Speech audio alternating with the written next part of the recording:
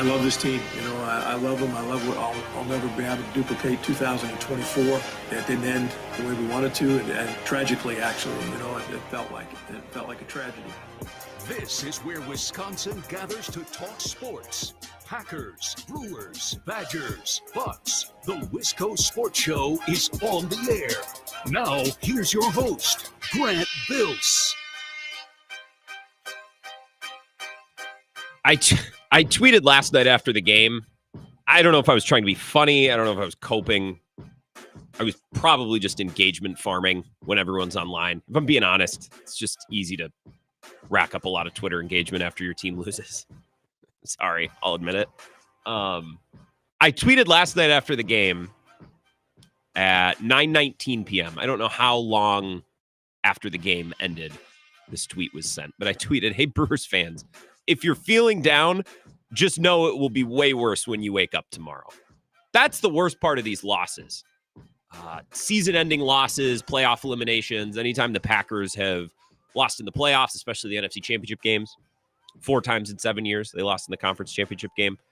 Anytime the Bucks are bounced from the playoffs or Badgers are bounced from the tournament, it always sucks when the game ends, especially if you're watching with friends, you're at some sort of watch party. I was just watching alone in my living room last night. It sucked too. It turns out it sucks when you're with people. It sucks when you're by yourself. It sucks when it ends and you're sitting there with the post game on and you're wondering what to do with yourself. It's always worse in the morning when you wake up. It's a really crummy way to begin the day. When you open your eyes and the first thing you think of is, that's right. That happened. And for some of you, I can't speak for all of you. I don't want to put a percentage on it, but I'm sure some of you, if you're like me, the soundtrack to your day is maybe listening to some sports radio and you're driving to work or listening to a sports podcast. Like when your team loses, you just wake up and you're in it. It's your entire next day. And it'll be our entire tomorrow too. Luckily, tomorrow's Saturday. I think we all woke up this morning just thinking, okay, just get through Friday. Today's going to suck. We'll suffer through it. And tomorrow will also suck, but at least tomorrow is Saturday. It's always worse in the morning when you wake up. That's the worst part. I can think of that moment, that split-second moment where you wake up the day after your team is eliminated. When the Bucks lost in 2021, I remember I was in Milwaukee. We went to the Bucks game that night as well, and we watched the second half, the ending of the Packer game with the harp down by the river, and it sucked. They stayed in a hotel over by the Astor, not the Astor Hotel, but somewhere up there. I can't remember is it just called the Chateau or what was it called? One of those old brick hotels up there. I remember what the room looked like. I remember everything. I remember waking up, opening my eyes in the morning. I remember the layout of the room. Everything's crystal clear. It's always the worst when you wake up the next morning. It's like, yep, this is what we're going to do today. This is going to be our day. This is the Wisco Sports Show. My name is Grant Bills. We're just going to react to the Brewers loss tonight. And I guess it's a little bit of an obituary on the season. Cohen brought this up. It was last night, I think. And I'm sorry, Cohen and I really haven't been on the same rhythm. I feel like I've cut him off before he was done. Last night, he called in before 5 o'clock. Cohen, as a caller, has been getting the short end of the stick. So, Cohen, if you call in tonight, I'll do my best to make it up to you. But he asked, if the Brewers win or lose tonight, is this season considered a success? And I've been thinking about that because I figured it would come up tonight. Winning 90-plus games and no one expected him to. Winning the division when no one expected him to. And, getting into the postseason. I just think we need to be able to compartmentalize. Before those conversations even start, before we even get into the big picture stuff, reflecting on the season, I just think we need to compartmentalize. Maybe not in football. Maybe not in basketball. I think in baseball, we need to be able to compartmentalize. We need to be able to draw different conclusions about a season. The regular season was this, right? This month was that. The postseason was this. I just think it's so hard, for example, to put a letter grade on the entirety of a baseball season, 162 games, the regular season, and then whatever happens in the postseason. I just think it's so difficult to summarize the whole season. Though we're going to try to do it tonight, I just think we're going to have to parse it out and compartmentalize it. We're going to have to, it's an autopsy, really. It's not just one thing. We need to think about all the different parts and all the different characters and all the different. I don't want to do this, by the way. I would rather be home. I was texting with my cousin, actually, earlier this morning about something completely unrelated. I love it when people visit La Crosse because they text me. They're like, where should we go? What should we do? And my cousin is taking a trip, him and his wife. I guess the wife is my cousin, technically my cousin-in-law texted me, the man. His name's Ben. I guess if we're going this far, I might as well just tell you. It was my cousin's husband, Ben.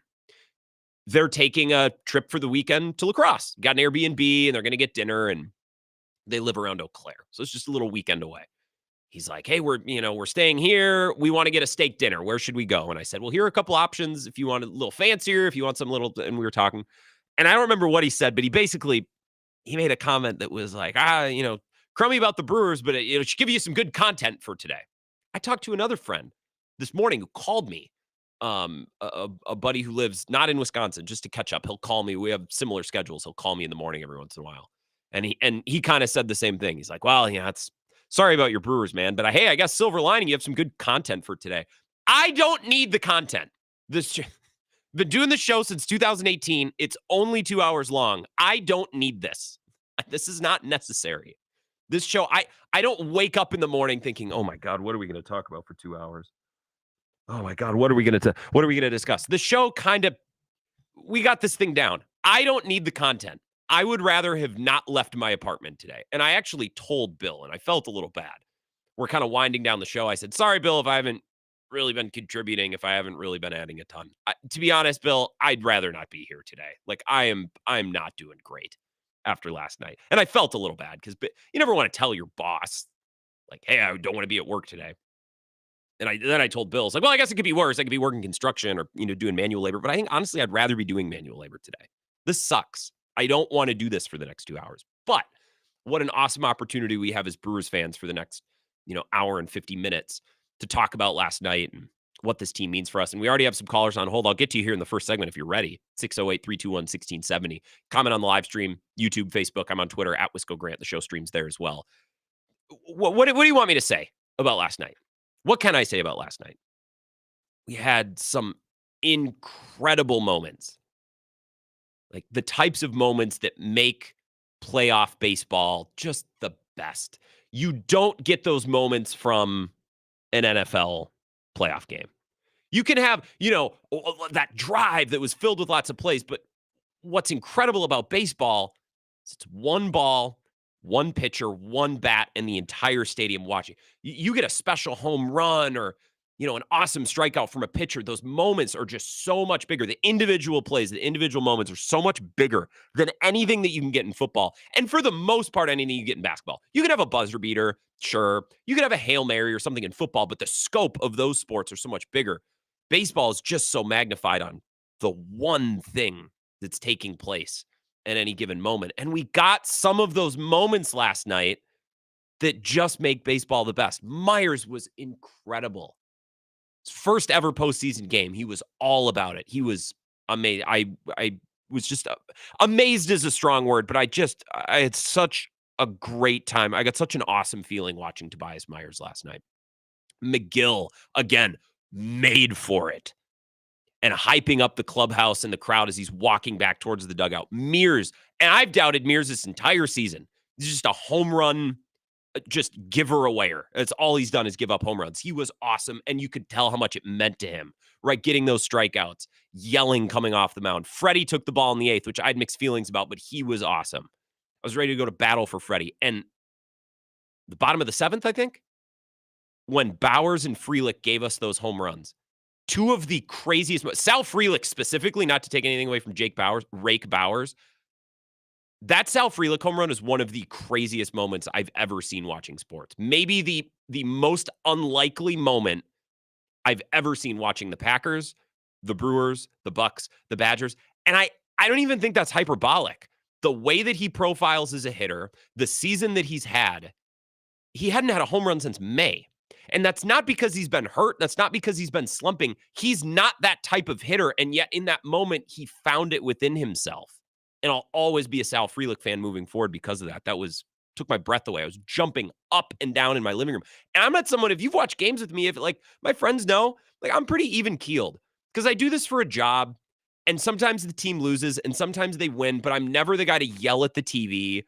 I'll high five friends, but for the most part, especially as an adult, like when I'm watching with my significant other, who's not really that into sports, I don't really act like a child watching sports very often. And that's not to say that I'm mature and better than others. That's how I am. I was jumping up and down in my living room when Frelick hit that home run to the point where I actually closed the blinds next to my couch. I'm like, I don't want my neighbors. I just want to have this moment watching Frelick, watching Bowers. The crowd, according to people in the press box, I was not there last night, but I heard this account from many people. I heard Rosiak talk about it on Microbrew with JR this morning. I heard Hunter Baumgart talk about it on 97.3. Hunter's been there all season. Hunter is as plugged in with this team, at least at home games, as anyone. Rosiak's been covering the team forever. He's seen countless big games at American Family Field, previously Miller Park. They all said that's the loudest it's ever been in there, right? As Brewers fans last night, we had the highest of highs. Bob Uecker joined Levering for the ninth. He started the game. He came back onto the call in the ninth. I had the radio broadcast synced up on my computer to the TV all night. It's not an anti-ESPN thing. I just wanted Levering and I wanted Uecker. Uecker gets back in the booth to call the ninth. Everything was laid out. The city, the stadium, everyone's dying to celebrate. And it just didn't happen. And I could sit here and slam Devin Williams for not getting the job done. What good is it going to do? Like, he spoke to the media last night. He owned it. He earned it. What do you want me to say? I'm not even sure I've wrapped my arms fully around how devastating this loss is, how crushing this loss is. And look, if you don't like baseball as much as you like football, then it's not going to mean to you what it means to some others. I like most of our teams pretty equally. I can get jacked up. I can get to a 10 out of 10 fandom level for every single one of our teams. And I can be devastated by just about every one of our teams. I can get there. I don't really have to fake it. When one of my teams is playing at a high level, I'm there. And I understand that's not all of you. But I just, this loss, that moment in the ninth was so crushing. We had 4 unbelievable signature home runs from Churio, from Bowers, from Frelick. Just some of the best moments, postseason moments in American Family Field, Miller Park history. Levering was unbelievable. Uecker was back in the booth, and it just didn't happen. We didn't get what I thought we were going to get. And I don't know. I don't know if you want more from me in this opening segment other than that really stinks. It's miserable and it's crushing, but that's kind of all I have to say. Let's take a couple calls and I'll give you more thoughts throughout the show, but I want to make sure you have a chance to get it. I don't need to tell you more about how it sucked, and I don't need to tell you more about how I wish Devin Williams would have got the final 3 outs. Like, I think we're all on the same page there. 608-321-1670, Wisco Sports Show. Who's this? Hi, Daniel from Oak Creek, first-time caller, long time listener. Hey, Daniel. What's going on? Did you say first time, long time? Yeah, first time, long time. Well, thanks for listening in Oak Creek, man. I listen to you on Bart's show, of course, too, as well. Hell yeah. Well, I appreciate it. We don't have an affiliate in Milwaukee, so when you say first time, long time, I appreciate that. Thanks for finding the show. Yeah, of course. Yeah, I mean, like you said, today is way worse than last night. I was watching alone as well. My fiance actually went to bed pretty early. And, she woke up and she's like, oh, they lost. I'm like, yeah. Awful. Yeah, my significant other's been out of town this week.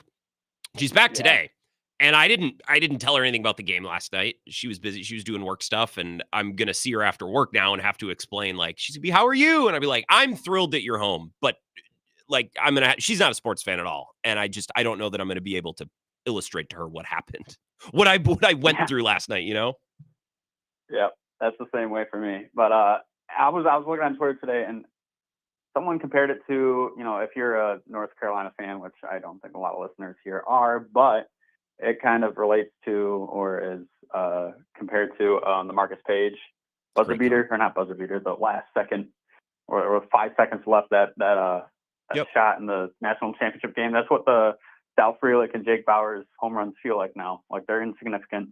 It sucks. They could have been such a moment for fans to just praise about forever, and now it's lost in history. And it's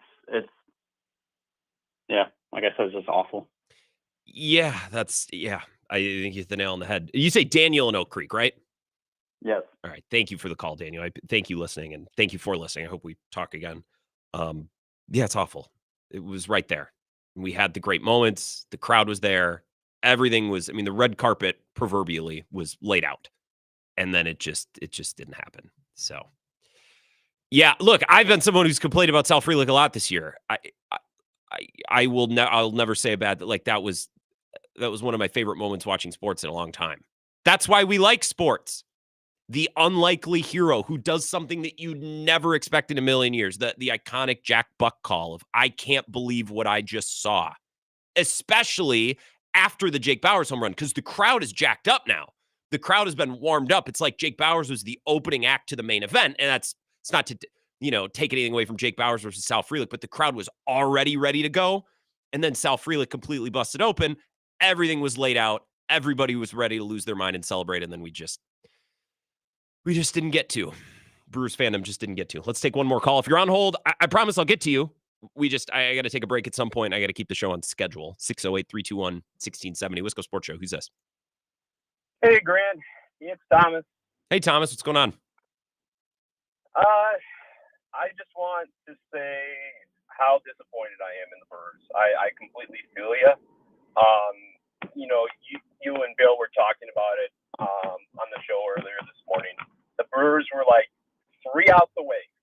3 outs away. 2 outs, technically, because Williams got the first one. The second batter, but the first out. You know what I mean? I apologize. Yep. I'm not correcting. I'm just saying that it's even worse than that. I'm not correcting you. I'm Correct. Yeah. Correct. No, and not just that, but Devin Williams blew it. And this was something I was going to bring up on Bill's show, and unfortunately, due to time, I couldn't make it work to hop on Bill's show. Man, there were a lot of callers on his show. Mm-hmm. But hot take, I think Williams is very much on the hot seat, or is definitely in the conversation to be to be heading out for sure. Well, and I wouldn't be surprised. But then, hold on here, Grant. The question would be, who do we go after as our closer then, right? I think that's a bigger question. So, one other thing, if this is Bob Uecker's last season, boy, oh boy, was it a fun one. I know I got to go see the Brewers twice this summer, Grant. I think I told you about it once. I saw them at Target Field play the Twins, and then against the Reds in August. So overall, I wish it were under better circumstances that the Brewers were moving on, but got to hold our head high. So that's all I got for you, Grant. Go Eagles this weekend, and I appreciate you taking the call. Yeah, family weekend, I believe, against Platteville. Hosting Platteville tomorrow. I appreciate the call, Thomas. Yeah, I wish it was better circumstances. We could talk about the Devin Williams thing. I mean, what do you guys want from me today? Do you want me to just barbecue Devin Williams and talk about how he blew it in the biggest moment? He knows that. You know that. Everyone knows that. He didn't get the job done. An actual baseball take that I was thinking about earlier today, something I've been kicking around, is the idea of just completely shuffling the bullpen at the end of the year. Like you would reseed a playoff picture after a round, like doing the same. Like the closer who's the closer all year maybe doesn't need to be the closer, because how many times we saw it with Jeffress in 18, to a lesser degree with Hader, right? Hader, I mean, I don't know. The Brewers have had some of the most dominant closers really for the last 15 years until they get to the playoffs, and then they dump their pants. I wouldn't be shocked if they traded Williams. And who do they go after to replace him? I don't know. Any of the 5 or 6 guys who are also really good. McGill, Mears. They got Mears for a little while. I don't know. We can talk about all this.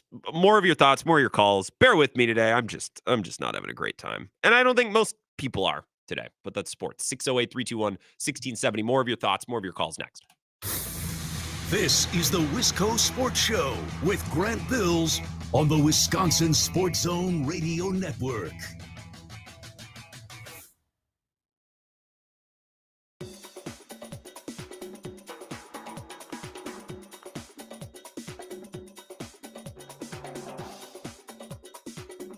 The Wisco Sports Show will resume in 3 minutes.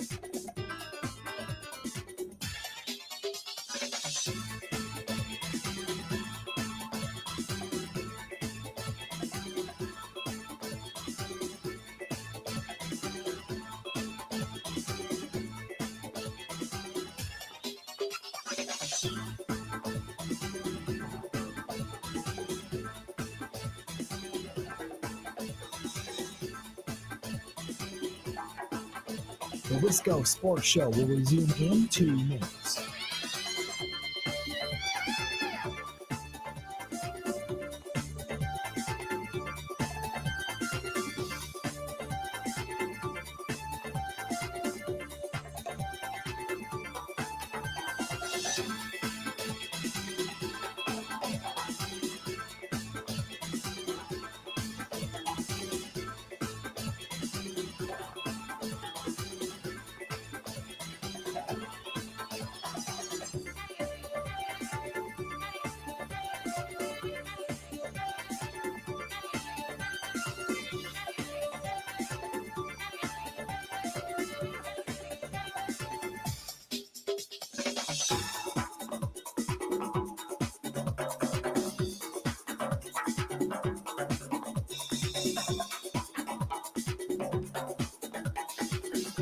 The Wisco Sports Show will resume in 1 minute.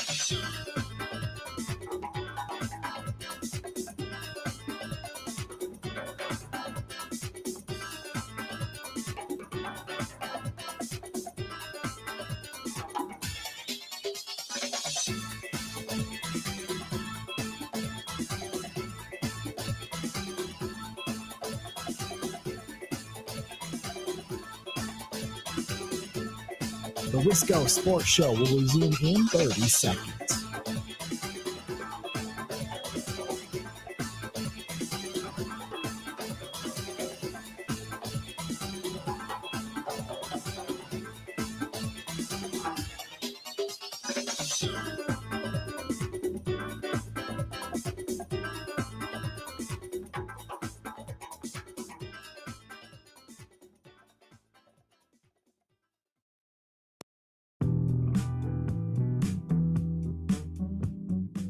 Wisco Sports Show, back to your calls in 60 seconds. I want to talk to as many Brewers fans today as possible as we're figuring out where we go after last night. 608-321-1670. A couple of texts, because I've gotten a little bad at reading texts, and for that I apologize. Dylan in Eau Claire says, saddest drive home I've ever had. Yeah, I can't imagine what leaving the game was like last night. Walking down the concourses. I was at game 2 against the Dodgers in 2018 when Justin Turner smoked that home run off Jeremy Jeffress, another closer who was dominant all year, only to dump his pants in the postseason. It just sucks. It just sucks. Last night felt an extra level of suck. This text, and I don't have a name, says, I can't listen to the show, but this is the most heartbreaking loss I've ever experienced as a Brewers fan in my life. I was born in 83, so I can't speak to 82. But what was so heartbreaking about this one was, honestly, this was supposed to rebuilding year. I kept telling myself over and over and over and over again, been trying to avoid the buy-in because I didn't want to have my heart broken. And then Bauer and Frelick went back-to-back, and I bought in only to be crushed moments later. I feel like that's the hardest part of being a Brewers fan. The second they make you believe is the second they crush your spirits. I will be back next year, of course, because I've been there every year since 83, but this one was rough. That's what sucks, man, is like they lost last year in the playoffs. They didn't have a signature. What was their signature moment last year? Tyrone Taylor hitting a bomb. And Tyrone Taylor, like one of the nicest guys. Everyone loves Tyrone Taylor. But it's not the same. 2021, what was their signature moment? Rowdy Tellez hitting a solo shot or a 2-run home run. I think it was maybe a 2-run home run. Did they win 2-0 or 1-0 in game 1? Whatever. There's no signature moments. This was the series that, the 8th and the 9th inning last night, I'm thinking this team could actually go on a run. I mean, if Frelick is hitting home runs and Bowers is hitting home runs and the young guys are playing well and Tobias Myers has raised his game and Nick Mears is shoving and McGill is charged up and shoving. Well, we get to Philly. Philly's been off for a couple days. Let's see if we can't go catch a team that's back-footed a little bit. I mean, this is how it's supposed to work, right? If you get through that wild card round, you have the advantage in the divisional round. And I was ready, and then, we didn't get it. And that's not even to speak about how Levering and Euchre sounded after the game, and I'll give you some of that sound. Not that anybody wants to hear it again, but I wouldn't be doing my job today if I didn't play that for you, for those who missed it. 608-321-1670. Let's take a couple more calls. Wisco Sports Show. Who's this?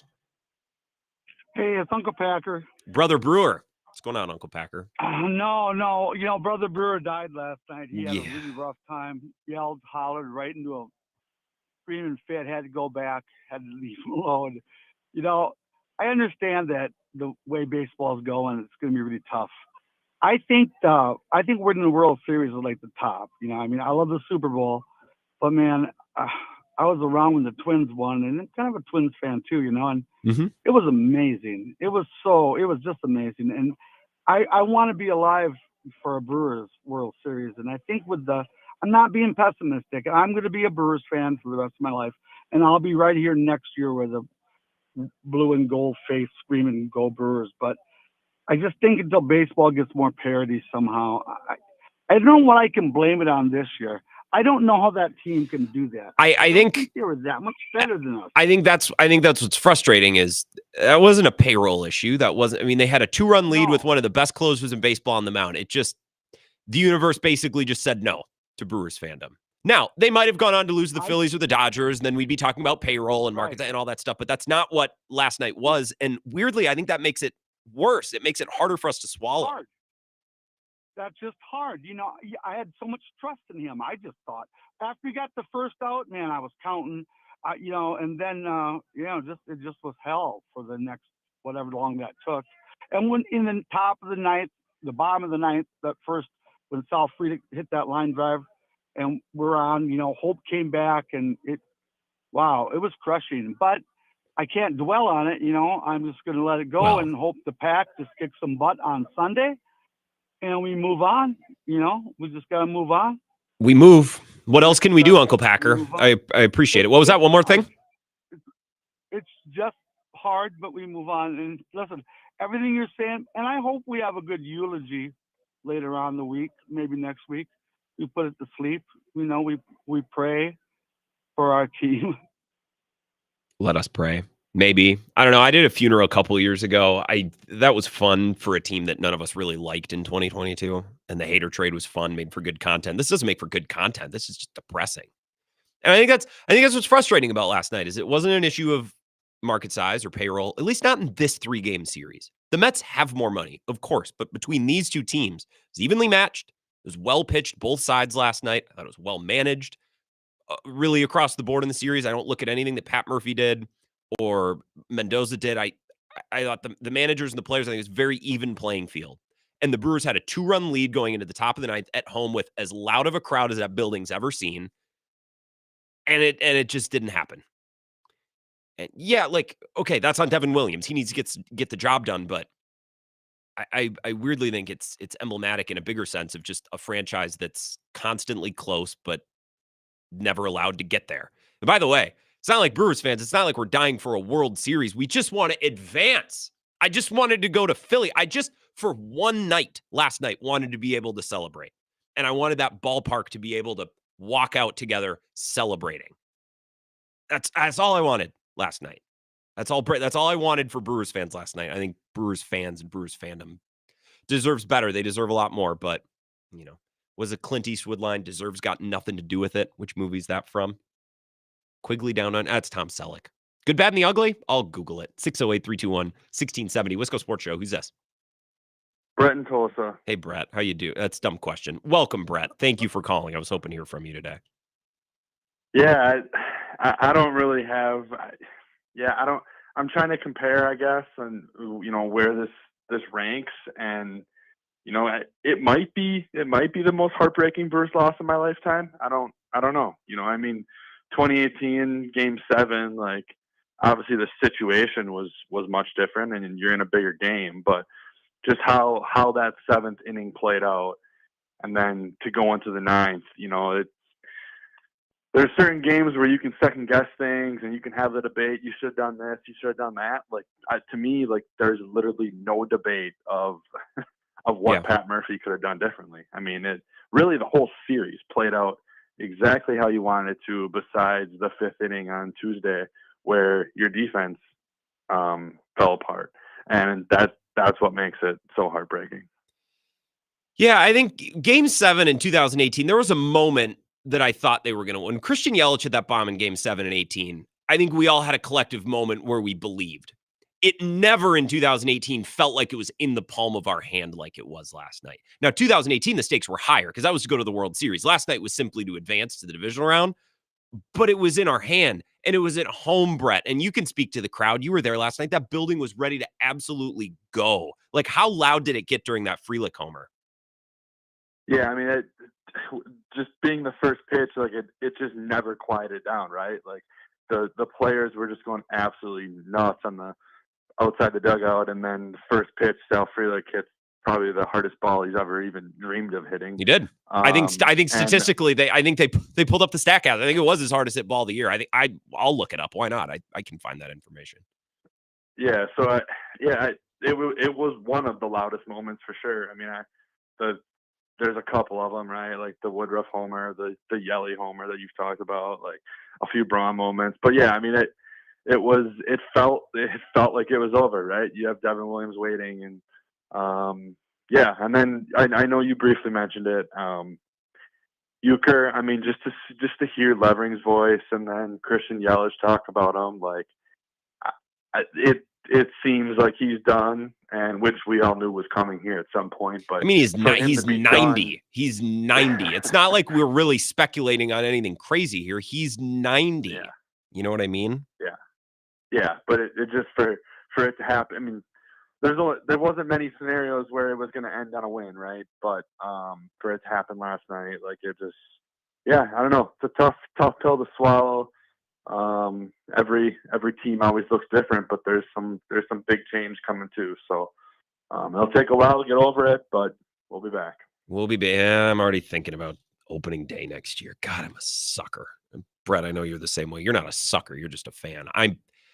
I'm a fan. Maybe we're all suckers at the end of the day. Maybe we're all just a bunch of bozos. Yeah, Euchre's voice last night. I haven't played it yet. Let's listen to that. This is Euchre and Levering. I clipped this. I was listening to the radio broadcast all night on my laptop. I had it synced up with the TV. It's nothing against, the ESPN coverage sucks. It's not my favorite, but I think Boog and Glanville are good. This is a chunk of post-game last night after the game ended. Well, New York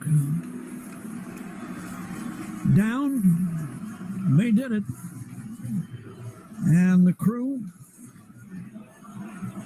will have it end here tonight. Really a crushing end to what was a fabulous season for the Milwaukee Brewers. I'm telling you, that one had some sting on it. I'll play you some audio from Christian Yelich. He was in tears after the game. A lot of guys were. And this isn't high school football where everyone just bawls their eyes out on the field after the last game of the season. Like, there are playoff exits where guys are bummed, but they're not hugging and crying. Like last night was, I think, as emotional of a clubhouse as we've seen, at least in a while. I don't know what it was like in 2018, but certainly more so than any of these last couple seasons, 2021 or last year, 22 and 2020. I don't even remember that playoff series against the Dodgers. I remember Ryan Healy hit cleanup, because how could anyone ever forget that? I'm gonna have dementia one day. I'll still remember that. There'll be three things in my brain, and Ryan Healy hitting cleanup in an elimination game will be one of them. Jesse Winker pinch hitting twice in de facto elimination games, a 3-game series. That'll also be in my brain. At one point in my life, I'm gonna forget everyone, all my loved ones, all my favorite things. I'm just gonna remember Brewers crap. It's gonna be in my head. But this is as emotional of a clubhouse as I think we've seen in recent memory. And I know people are speculating. It's like, well, it must be because Euchre, told the players that he's done. I don't know that that's true. And if it is, I don't need to parse it out. That's not a story that I need to get to the bottom of. It feels a little, I don't want to say gross. I'm a little uncomfortable spending time on this show talking about whether or not Euchre's going to continue. He's 90. And I think he got emotional at the end of this game because it felt like a special moment. It felt like a special game. And then all of a sudden it wasn't. And even grown men, even 90-year-old men, and even Levering was getting a little emotional. And then from what I've been told and from what I've read, I think a lot of this is public. Like, Euchre comes down into the clubhouse to hug the guys and they're crying. And I don't know that it's a matter of Euchre telling these guys that he's retiring. You see a 90-year-old man cry. It's like when you're little and a grandparent dies or an aunt or an uncle dies and you got to go to a funeral with your parents and you see your parents cry for the first time. Like, it would shake you. That would shake Christian Yelich. Obviously, he was in tears in his post-game media, huddle last night with a lot of the Brewers beat reporters. Let's take a call or two more, and then we'll take a break. 608-321-1670. Wisco Sports Show. Who's this? Oh, Grant, you're bumming me out. Well, how am I to do this show tonight, Cone? Am I supposed to try to cheer people up? Because I won't buy into that, and I don't know what good it does for me to yell and scream and complain about Devin Williams. We all know, he knows, everybody knows. Like I'm in this awkward position where I'm not really sure what I'm supposed to do with this 2 hours of airtime tonight. I think you're doing it well. You're playing point guard. You're being a facilitator to the callers, letting them, say what they need to say to get through it. You're basically a therapist on days like today. Yeah. And that's some of the best part about sports radio after a heart-wrenching, crushing loss where you just feel empty inside afterwards. It's about as bad as it gets, and it's not because of the stakes. It was a wild card series. Now, beggars can't be choosers. We haven't advanced out of the first round since 2018, so let's not act like the wild card, we're too good for the wild card series, but it was there. We had the signature moments, the crowd, like all of the pieces were in place, and then all of a sudden it just didn't happen. Yeah, and you and Brad and Brother Brewer, RIP by the way, are saying what needs to be said. I mean, it wasn't a payroll issue. It wasn't a talent issue. Murphy, didn't have any big controversial screw-ups. It just came down to some of our best players executing. I mean, William Contreras, horrible last night, horrible. Adames. I have Contreras takes, and I texted, I'll be honest, I texted a couple Brewers people who I knew were there last night. I'm like, hey, I didn't get a great vibe from William Contreras watching on my TV. Is that fair? Like he looked like the game was an inconvenience to him last night. And I don't know if it was his knee. I don't know what. I didn't really like what I saw from him in this series.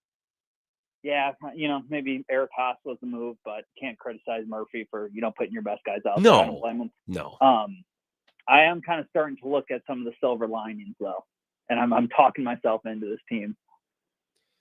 I mean, I loved what I saw from Sal and Garrett Mitchell and Churio, obviously. The problem with this, and I've heard a lot of people talk about this in the last 24 hours or so. It's like, well, it's a young team. They're just getting started.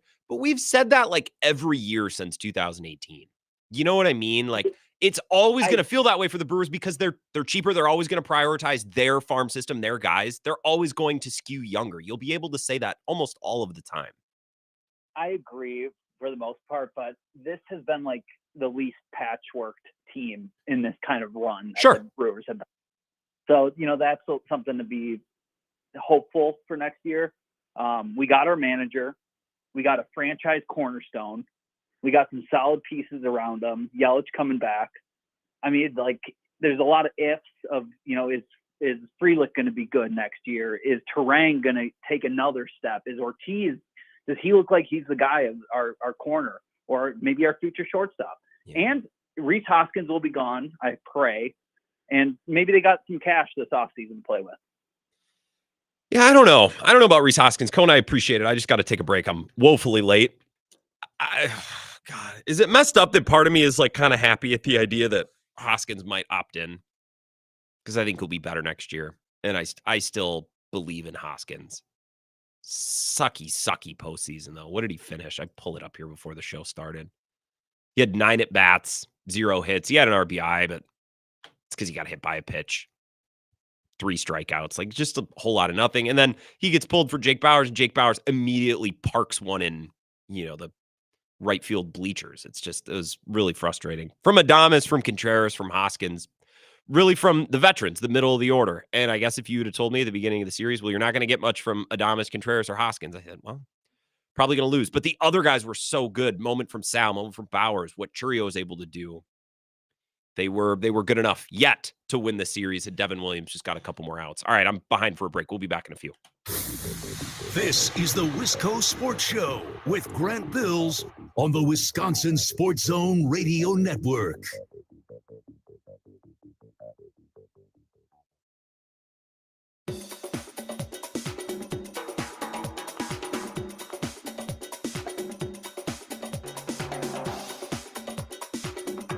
The Wisco Sports Show will resume in 5 minutes.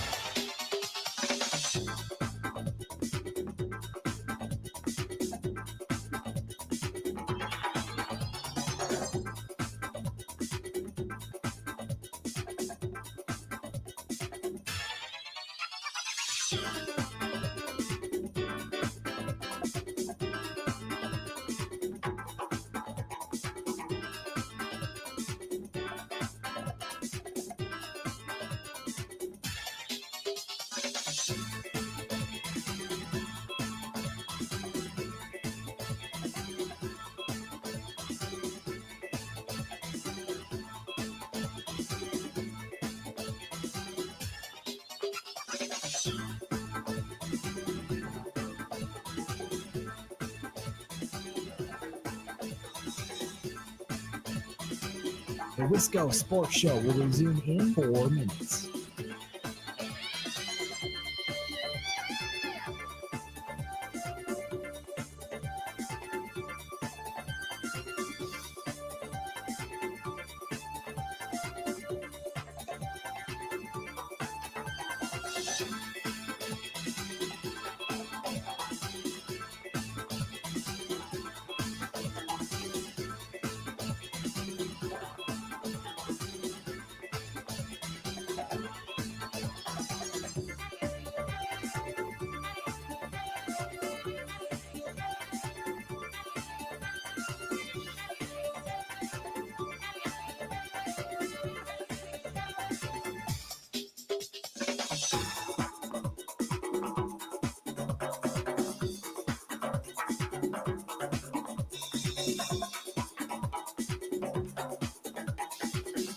The Wisco Sports Show will resume in 3 minutes.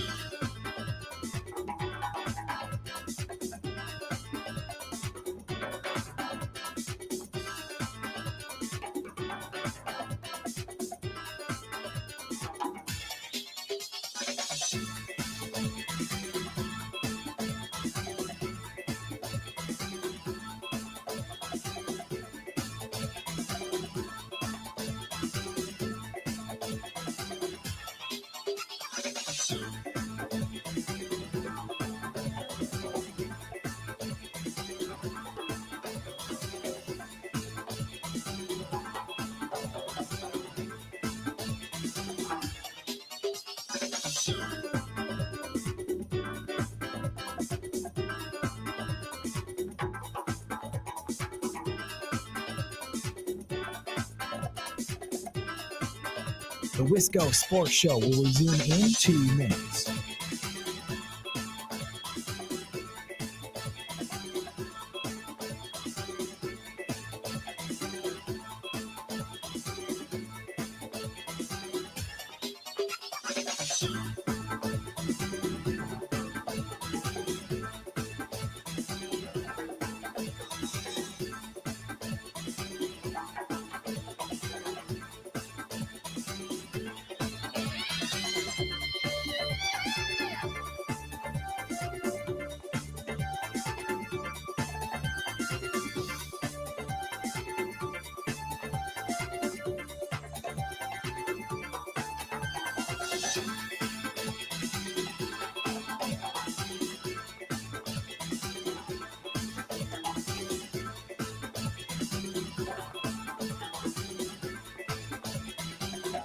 The Wisco Sports Show will resume in 1 minute.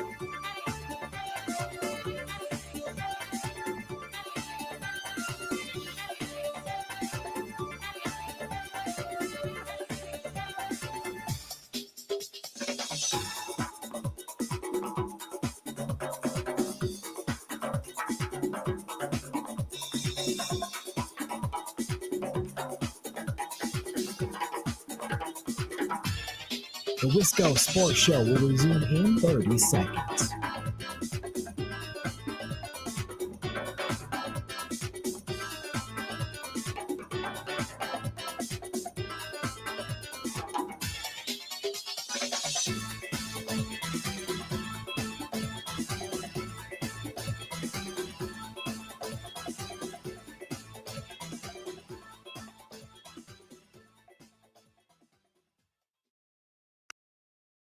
For me, it was talking to Uke. You know, that's kind of, you know, a tough one. But, you know, all the other stuff is, you know, it is what it is. It's a tough way for your season to end. But, you know, talking to Yuki, you know, one-on-one was tough. Yeah, it's special every time he's around. You know, you shouldn't take it for granted. He's the man. He means a lot to this place, and anybody that's spent any kind of time here is, knows how special Bob is. I love Christian Yelich so much, and I think I've been banging this drum over the last year, maybe two. This is to pat myself on the back. This is just to reiterate a point that I've been making. I just think Yelich gets it. I think in a market and a team like the Brewers, like the Milwaukee Brewers, you need a superstar ideally who gets it.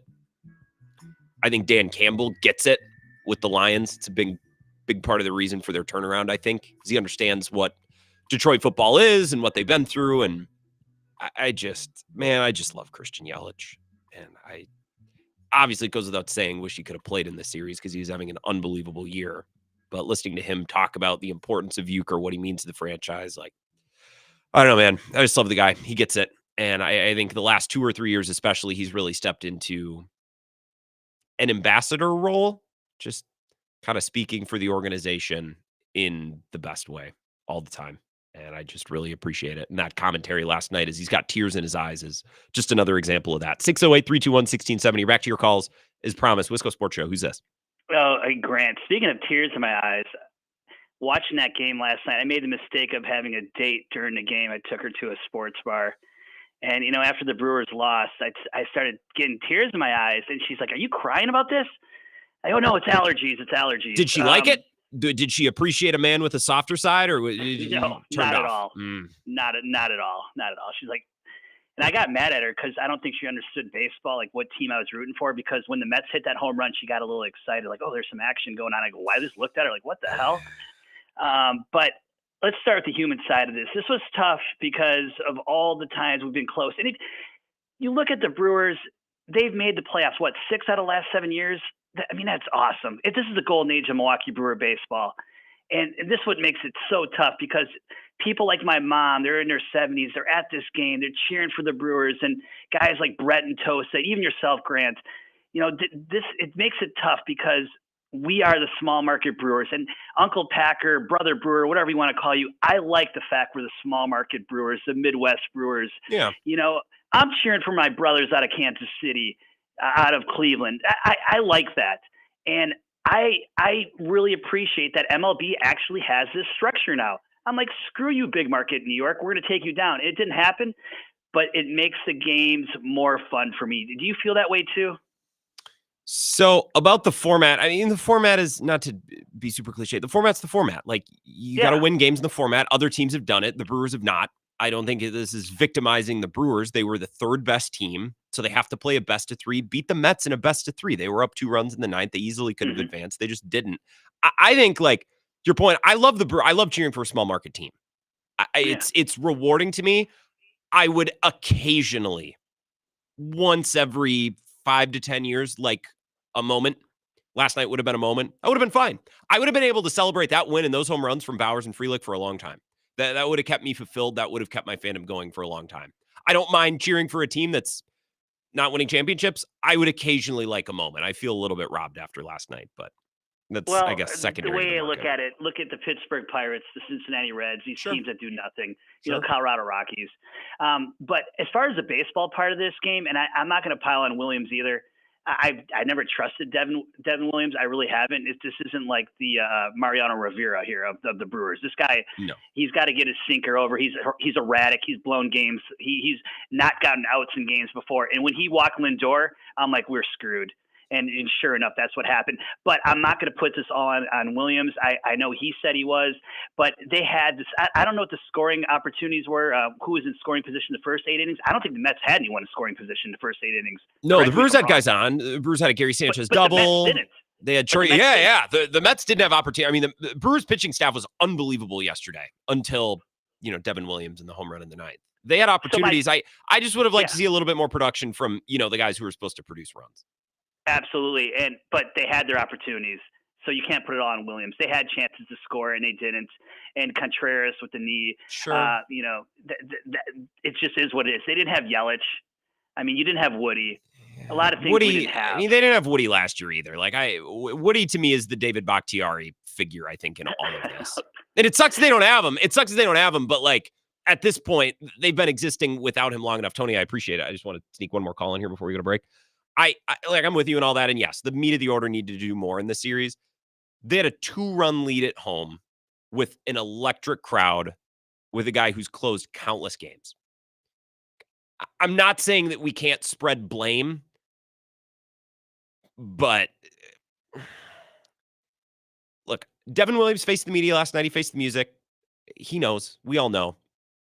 The meat of the order could have done more, but also, like, do your job. Like 2 runs at home, 9th inning, crowd at your back. You got to slam the door there. All right, quick call, 608-321-1670, Wisco Sports Show. Who's this? Hey, Grant. Coyote Mike. Hey, Coyote Mike. What's going on? Well, awful lot, it sounds like, huh? Not all good. No, not much of it is good. I'd venture to say none of it is good. Well, actually, Grant, you know what? I'm going to go back a little. This was the most exciting season I can remember listening to the Brewers probably in the last 10 years. And it was a fantastic season. And yeah, I know it's ended terrible. It's been gut wrenching. And I was the same way with you, like you. Wake up this morning, is that really a dream, or am I still waiting for the game to start? But holy cow. You know, when Williams came out and he had problems with his headset, I thought, this is bad news. Because it's just like when the opposing team takes a timeout to stop momentum. And I just felt like there was a little bit of downtime, and he had to stand around for 2 minutes trying to figure out how to get the thing in his hat. And then he threw that first pitch, and it was high and outside. And I thought, oh my God, this is not going to be good. And sure enough, you know, one after another, he gets on. And I heard from another caller somewhere that the one criticism I would probably have of Murphy is somebody should have called timeout and went out there to the mound and just maybe got him a little together mentally. Did Chris Hook not go out there? I felt like he did go out there, but maybe I'm misremembering. I don't know. I don't know. Maybe he did. I don't know. You know, normally they keep track of the mound visits on the scoreboard.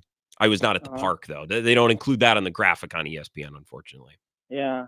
So I guess, you know, it feels so terrible because now it's like I say to myself, now we got to go through the whole thing again next year. You know, got to listen to every game and hang on pins and needles, and how are the other teams in the division doing, and who's not doing well, and who's hurt and who isn't, and it's just going to be just a whole nother ordeal. And I guess we're going to have to look forward to it. So as far as Bob Uecker, I made a point to listen to him sign off for as long as I can remember, and he sounded just devastated, and I did not hear I didn't get any inference from him as to whether or not he'll be back next year. You know, usually he always says something like, yeah, we'll see you next year, everybody. But yeah, he just did his typical, and so long, everybody. And on that note, Grant, cheer up. That'll come up tomorrow. Yeah, that's what I'm worried about. Thanks, Coyote Mike. That's what I'm dreading. I guess we'll have no choice but to look forward to it. I guess we're going to have to look forward to it. Inspirational. I got to take a break right now. Otherwise, we're all going to be jacked up. One more break of the hour. We'll continue next. This is the Wisco Sports Show with Grant Bills on the Wisconsin Sports Zone Radio Network.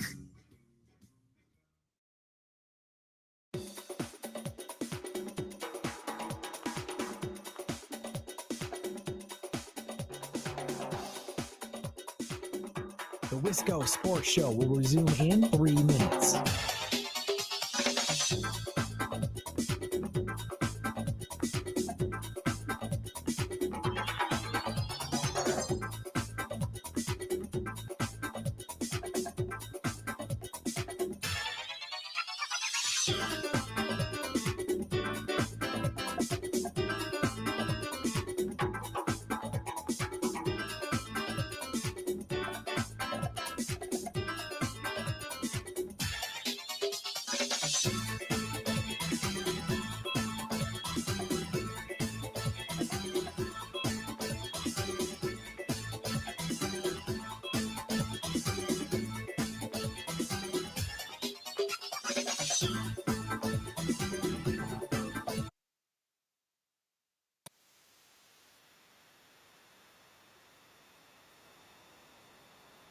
Let's Go Sports Show will resume in 2 minutes.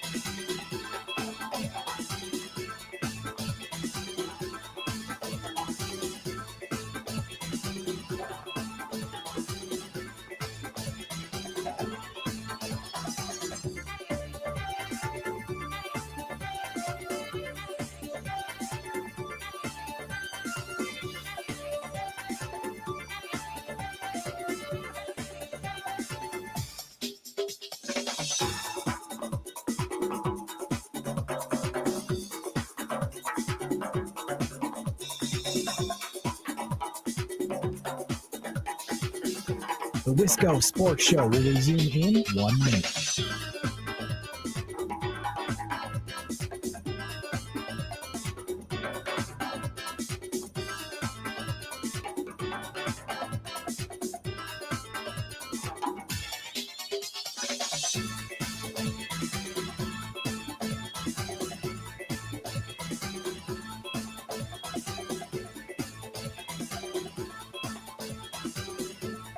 The Wisco Sports Show will resume in 30 seconds.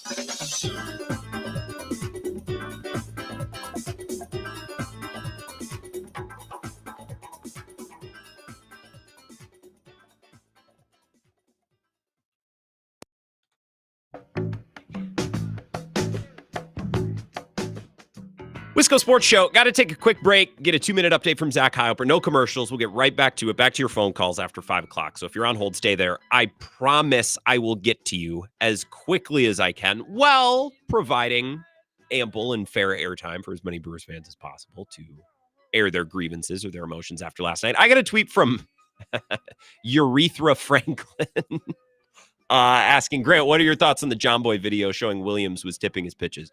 You could not pay me enough money to watch that video. There's no chance I'm ever watching that. So I don't know.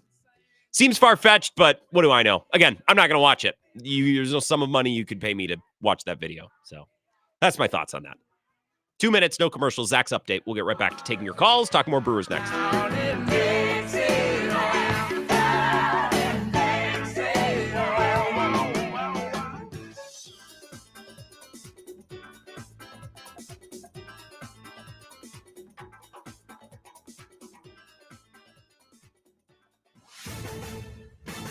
This is a Wisconsin Sports Zone update. Well, the Packers will head to Los Angeles tomorrow with an extensive injury report. The team has already ruled out Devontae Wyatt, while wide receivers Christian Watson and Romeo Doubs both listed as doubtful. They also have 7 players listed as questionable, including Jair Alexander, Elton Jenkins, Luke Musgrave, and Carrington Valentine. With Watson and Doubs unlikely to play, the spotlight will shine even more so on Jaden Reed. He's already put up 100 yards receiving in 2 games this year, including a career-high 139 last week against the Vikings.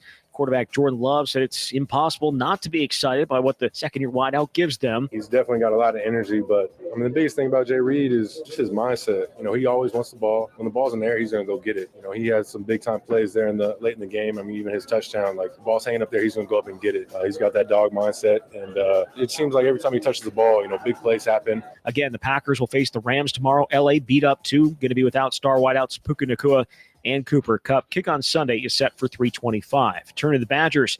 They will welcome in Purdue tomorrow, looking to extend their winning streak over the Boilermakers to 18 straight games. Wisconsin favored by 12.5. Kick is set for 11 a.m.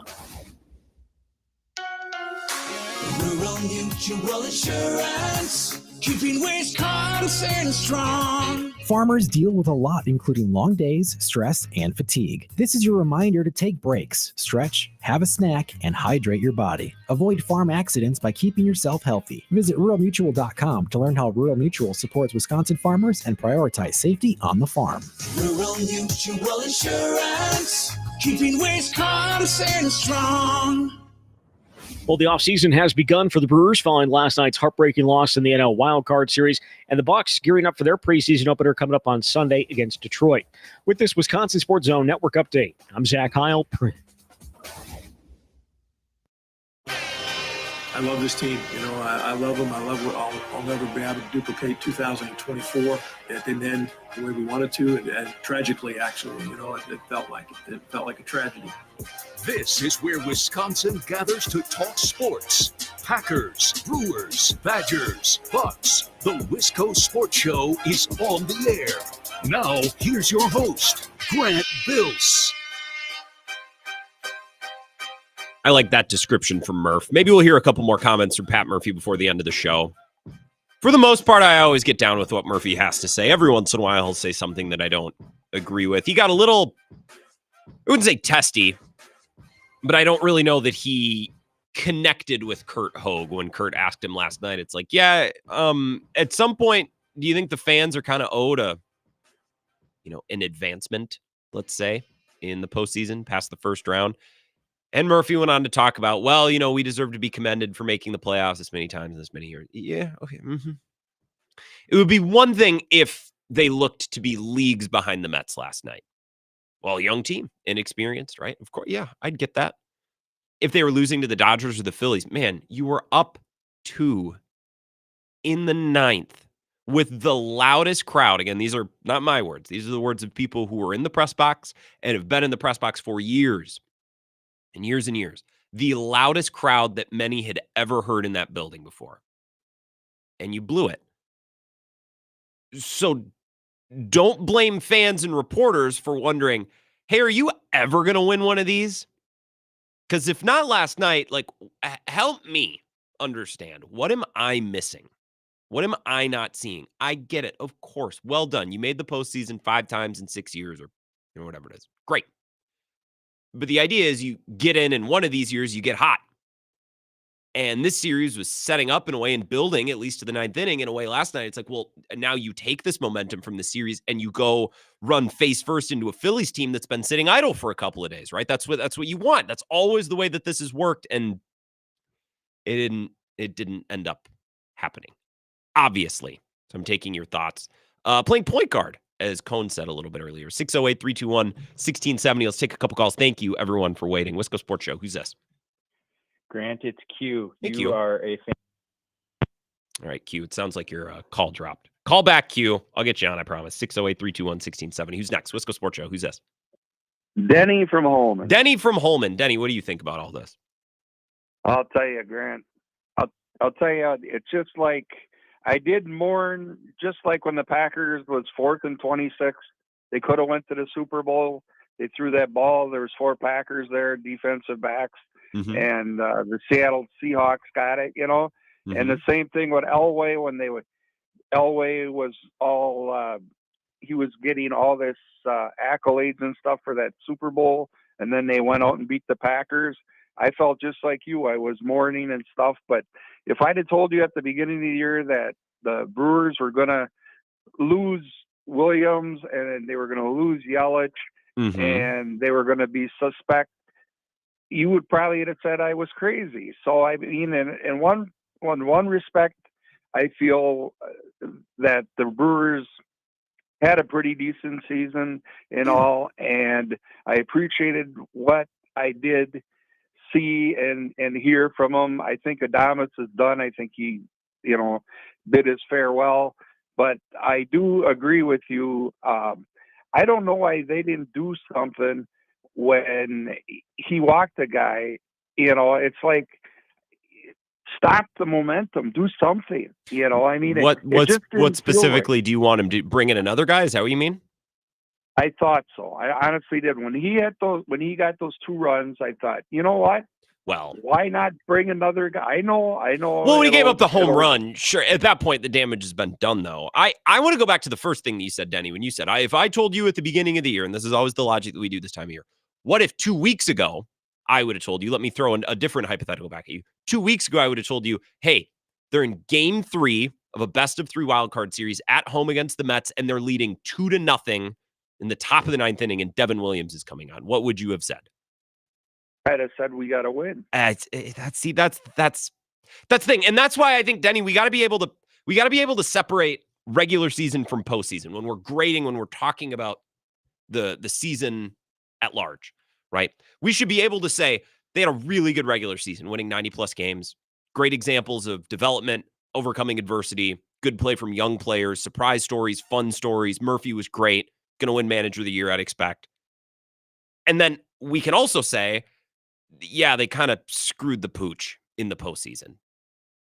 Those 2 things can be true at the same time, right? And that's why I don't like saying, well, the season as a whole is a B. Well, it's not. It's more complicated than that. Baseball is a tough sport to evaluate because there's so many regular season games, and then the playoffs is quite a crapshoot, right? In a small sample. So it's hard to tie the 2 together. 608-321-1670. Wisco Sports Show. Who's this? Q's back. Hey, Q. Sorry, I promise I did not drop you. Occasionally, the phone system, if you're on hold for a long time, sometimes it bugs out like that. Yeah, no worries. Grant, you're time and time again, you prove that you're the best at what you do. And I'm not going to do what you think I'm going to do. Like, I feel for you. I feel for Cone, Big Ron, Jerry, Sean O'Connell. You're a Brewers fan. You can feel for yourself too. But so here's where I'm at. I was an everydayer like you guys through like 2011. And like, I used to go to 20 plus games a year. I would watch every game on TV, like listen to pre and post game shows on the radio. And this team just ripped my heart out. And in 2011, I went to every game and we ended up losing to the Cardinals. And they sucked me back in for 2018. I did not miss a playoff game in 2018. And like, it exploded me as a Brewers fan, and they went way down in my like priorities. So like, I feel for you guys. Like, thank goodness we have Murphy. Like, he seems like the perfect manager for this young team and this city. And I'm really excited to see what he can do, because this was just his first year. Like, your first year doing anything, you are basically drinking from a fire hose. Even if you've been there as like the guy behind the guy for a long time, like, I expect Murphy to have an even better year next year, if that's even humanly possible. We've said this time and time again. We said it after 2018. Q, I appreciate it. We said this after 18 too, when Yelich and Kane, their first year here. It's like, well, they're just getting started. Maybe they have a better year next year. I don't know. Could. I can't wait to see what Jackson Churio does next year, of course. But it's just really hard for me to get in line with that school of thought. And I don't blame you for having that, Q. If you're an optimistic person, you got to come away from a playoff loss thinking, okay, but next year, think of how this is going to line up. You know, it's just really hard for me to get in line with that school of thought when, again, not to keep beating this horse, they had a 2-0 lead in the top of the ninth at home with the loudest crowd that building's ever seen, and they couldn't get it done. Okay, so what happens next year? You know what I mean? They get into the playoffs. Are they going to be able to be in that spot again? It's really tough to be able to say that. And in fact, I'd probably bet against it just because of the way that the league and the sport works. 608-321-1670, Wisco Sports Show. Who's this? Grant, it's Corey on Marshall. Hey, Corey. Of course, Corey and Marshall. What's up? Doing? Good. Well, I've been contemplating what to say to you because I've been driving for a bit here on my way back through Lake Country and everything. It's quite a beautiful drive. And you actually hit on a really good point there when you were talking about the difference in postseason versus regular season. And I think that's where it always comes down to, like, when people say, well, was this a successful season overall? And you have to separate it out. So it's kind of a weasel thing to do. But we always say when you get to postseason, it's 0-0, right? So I would agree with you that they really did take a dump in the bed in this postseason. And it started on Tuesday night when Joel Payams can't cover first base and has brain lock and then doesn't cover home. It felt like the moment got a little bit big for him. So I'm probably coming at this as more negative than what you want to hear. So I apologize. There's no negativity is too much negativity. That's probably the worst in a vacuum, the worst Brewers postseason loss in my lifetime, maybe ever. Not the highest stakes, but in terms of how the game went, that's about as bad as it gets. And that's fair enough. But I look at it this way, and I said this to Eagle this morning that, you know, we kind of bang our heads against the wall as Brewers fans, and I get that. And this is a bit of an apples and oranges comparison. I had the same experience back in the 90s when the Packers were going down and getting blown out by Dallas. And I was in high school, and I'm like, I don't know if they're ever going to do this. And all of a sudden, they break through. Problems the Brewers have had here is that this is going to be kind of a dumb take. People will probably laugh about or say it's stupid, but won't be. You need to have a confluence of players all playing a lead at the same time. And that partially is a bit of like, okay, is that raw talent? Is that veteran leadership? Is that just pure not even knowing how nervous you should be in a certain moment and just like powering through it? Jackson Churio's got that gene to just, he's so confident in himself, combined with the raw ability, he's going to be an MVP next year. I'm guaranteeing it. No, I'm not being Pollyannish and saying, next year. I'm just laying it facts out on the line. No, I think, Churio, if we're talking about next year, Churio is very much on the table to talk about for next year. Yeah. and I know you're gonna probably hit a break, so I want to be quick, so I don't want to make sure I make my point. But You're good. I would say, as far as being a fanatic, is to come down, because like in baseball, like you said, you have adrenaline rushes throughout a game. Mm-hmm. I was talking to my buddy about this last night. He's a big Brewers fan too. Good high school buddy of mine, and he listens to every game. He lives out in Wyoming, blah, blah, blah. So he's even more a fan than I am. And he's like, the only thing that's like this is like playoff hockey is like the same thing, where you have these big swings within a game. Yep. Football, you could kind of see momentum change, and you are able to kind of adjust to it a little bit more as you see it kind of coming down the pike. And you can pretty much know right away which team is better. And in this case with the Brewers and Mets, boy, howdy, last night, I agree right there with you. When they hit those 2 homers, I'm like, I think they're going to do this. Then when he blocked Lindor, I agree with Cone. I'm like, oh, man, this you could see he kind of started losing it a little bit. And I don't really have a point to make. I'm just kind of babbling into the ether. You're giving us a professional recap. Well, I kind of have a, overall longer perspective on this, because the worst loss technically in my lifetime would be in the 82 World Series, but it's not a core memory because I was only 5 years old. So I don't really remember it. But I would kind of respectfully push back on the 2018 where you had mentioned you didn't feel it was in the palm of our hands. Well, and I was at that game 2 in the NLCS. I was too. Yeah, the Turner home run. Yeah. Maybe I ran into you there. That game felt like it was in our hand. Yes, because you had Jeffress, it was all lined up. Correct. That game did. Game 7, not so much. I mean, it did early on, but never in the later innings. Game 2, we were in the later innings with a lead before Justin Turner hit that slap. Yeah. And so if you go back to LA, this is part of being a Wisconsin, that you talk about things. Just talk about playoff you go back losses. to LA, Yeah. Yep. This is part of our DNA. It's the Germanic way of doing things.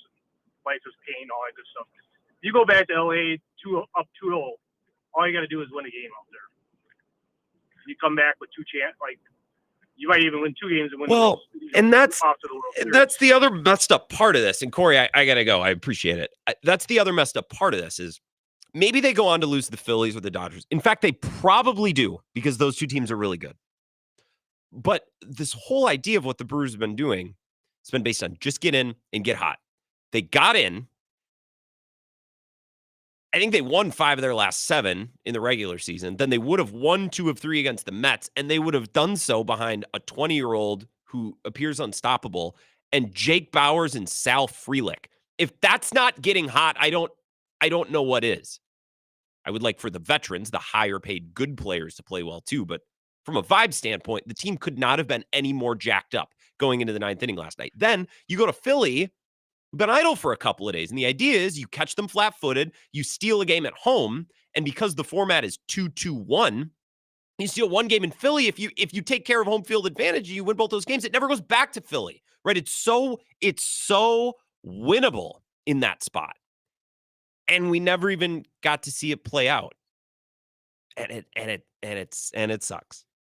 Because again, to Corey's point, to my point, it was right here. It was in the palm of your hand. 608-321-1670. Wisco Sports Show. Who's this? Fran, it's Ed. Ed. What's going on, Ed? Ed from Madison. Yeah, I got you. I got to tell you, man, I wanted to call Gasper last night, talk to him, text him. I didn't. I think knowing how passionate he is, how he must be feeling today, because I've heard him on some radio just giving the score, and you could just tell it pained him every time he had to give a highlight, a low light. Yeah. I'm trying to put it in a really positive perspective, but don't need to. It's hard when you go through a long season in baseball and you see the ebbs and flows. And I was talking to a bunch of people this week, and I said, baseball is a game of inches and mental. And if you're not mentally ready, coming out of that bullpen, knowing what's at stake, and you start pitching balls and walking the first guy, my heart just went from excitement to OMG, here we go. And I just started having deja vu, and it happened. And there's nothing the manager could have done differently. And I know I'm speaking like everybody else, maybe, but there's these fans out there that are saying they should have left Peralta in. Nah. You know, and this and that. All the fact that Monday morning I didn't like the fact quarter- that Peralta was in there in the first place. The fact that he made it through that Neither one did inning I. cleanly is I'll take it. No problem with that. I got to tell you, when they brought Powers up, I was actually angry. You know who I wanted up there? Mitchell. Yes. A little bummer that Mitchell didn't get an at bat last night. I guess Me it's a too. nitpick, but Jesus, they were leading. They had a 2-0 lead. You know what I mean? Like, yeah, in a perfect world, I should've would have been liked up to see there. Garrett Mitchell get a crack after what happened the other night, but Ed, I appreciate it. Thank you. Like, yeah, I would have liked to see Garrett Mitchell get an at bat. I would have liked to see Contreras not look depressed last night. I would have liked to see Adames have a couple of better at bats over the series. I would have liked to see Rhys Hoskins do anything. But the fact of the matter is they had a 2-run lead with one of the best closers in baseball on the mound at home with everyone in the building standing. That crowd was not game one, not game two. That was an extra supercharged level crowd last night. And you just have to slam the door in that game. And I guess what I'm saying basically is Devin Williams had to do his job. You know that. I know that. Devin Williams knows it. I would put the odds that Devin Williams is on a different team next year at about minus 2,000, and I would bet that line. I would bet that number. I'm not going to be back. Not a chance. It's just another experience as a Brewers fan. Let's take a break. I got some audio that I'm going to play you next. Pat Murphy, Christian Yelich. To the two of you that are on hold, I'll get to you if you can wait 3 minutes, and then I want to get into some audio, do some other things. We've taken a lot of calls tonight, and I love hearing from Brewers fans. That's what sports radio is all about, but I do want to provide a little bit more other than just playing phone calls. I got some audio, some comments, and some more thoughts. I'll give you 3 minutes. We're back. Wisco Sports Show. This is the Wisco Sports Show with Grant Bills on the Wisconsin Sports Zone Radio Network.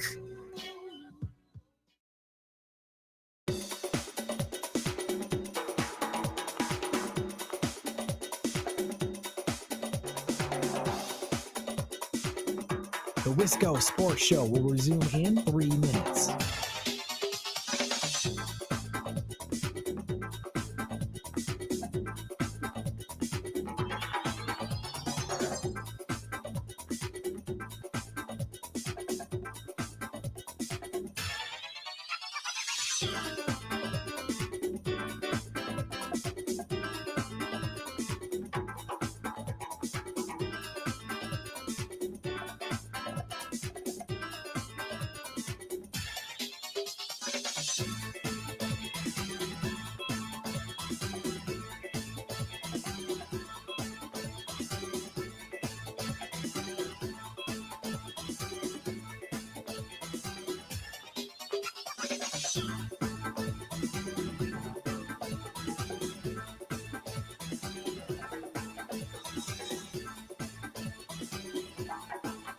The Wisco Sports Show will resume in 2 minutes.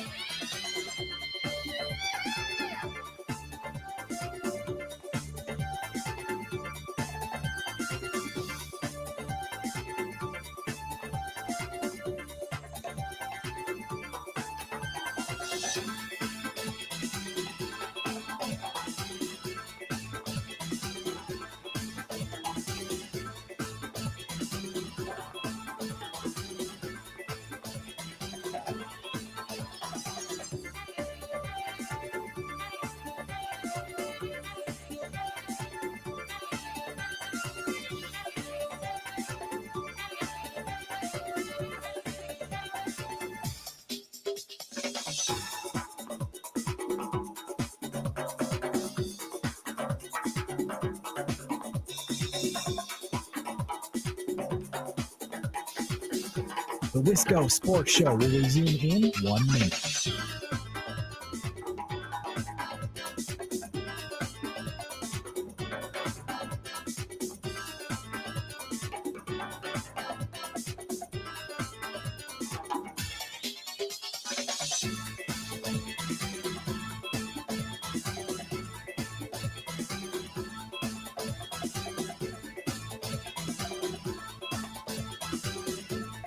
The Wisco Sports Show will resume in 30 seconds.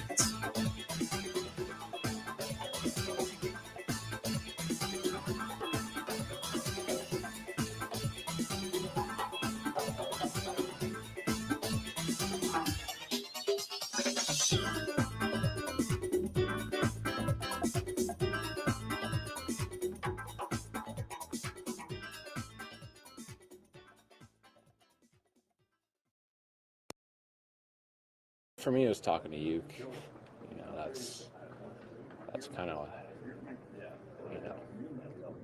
tough one.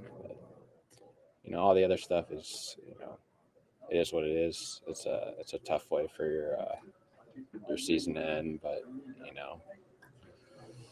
talking to talking to Yuki, one-on-one was tough. Yeah, it's special every time he's around.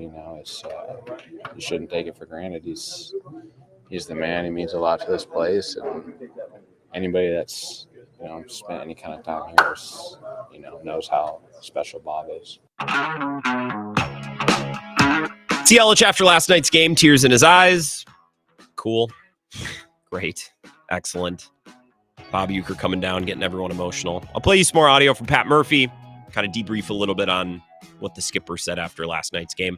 I want to take 2 more calls first. 2 more. And then if you're listening, if you have a thought, text it in. If you want to call closer to the end of the show, maybe I can still squeeze you in. But taking a ton of calls, I do want to play some comments from Pat Murphy and react to them together. But first, 608-321-1670, Wisco Sports Show. Who's this? Hey, Grant, it's your buddy Mike from Whitewater. Hey, Mike in Whitewater. What's going on today? Hey, I just knew when he came in, had the trouble with his Williams, had the trouble with his earpiece, couldn't get the airbender over. And then you get to the polar bear when he's up on first and third. He can't get the airbender over. I just knew when he came up because they had Alonso not looking very good at his 2 previous at-bats that I said to myself, he's going to hit a home run, sure as hell. Yeah, it seemed like it was bound to happen. It just got a little bit more and more stressful as the inning went along. But also, how many times have we seen Devin Williams pitch himself into a little bit of an issue and then make a couple unbelievable pitches, like only he can, to get out of it? Very, very true. When he's loaded the bases, how many times?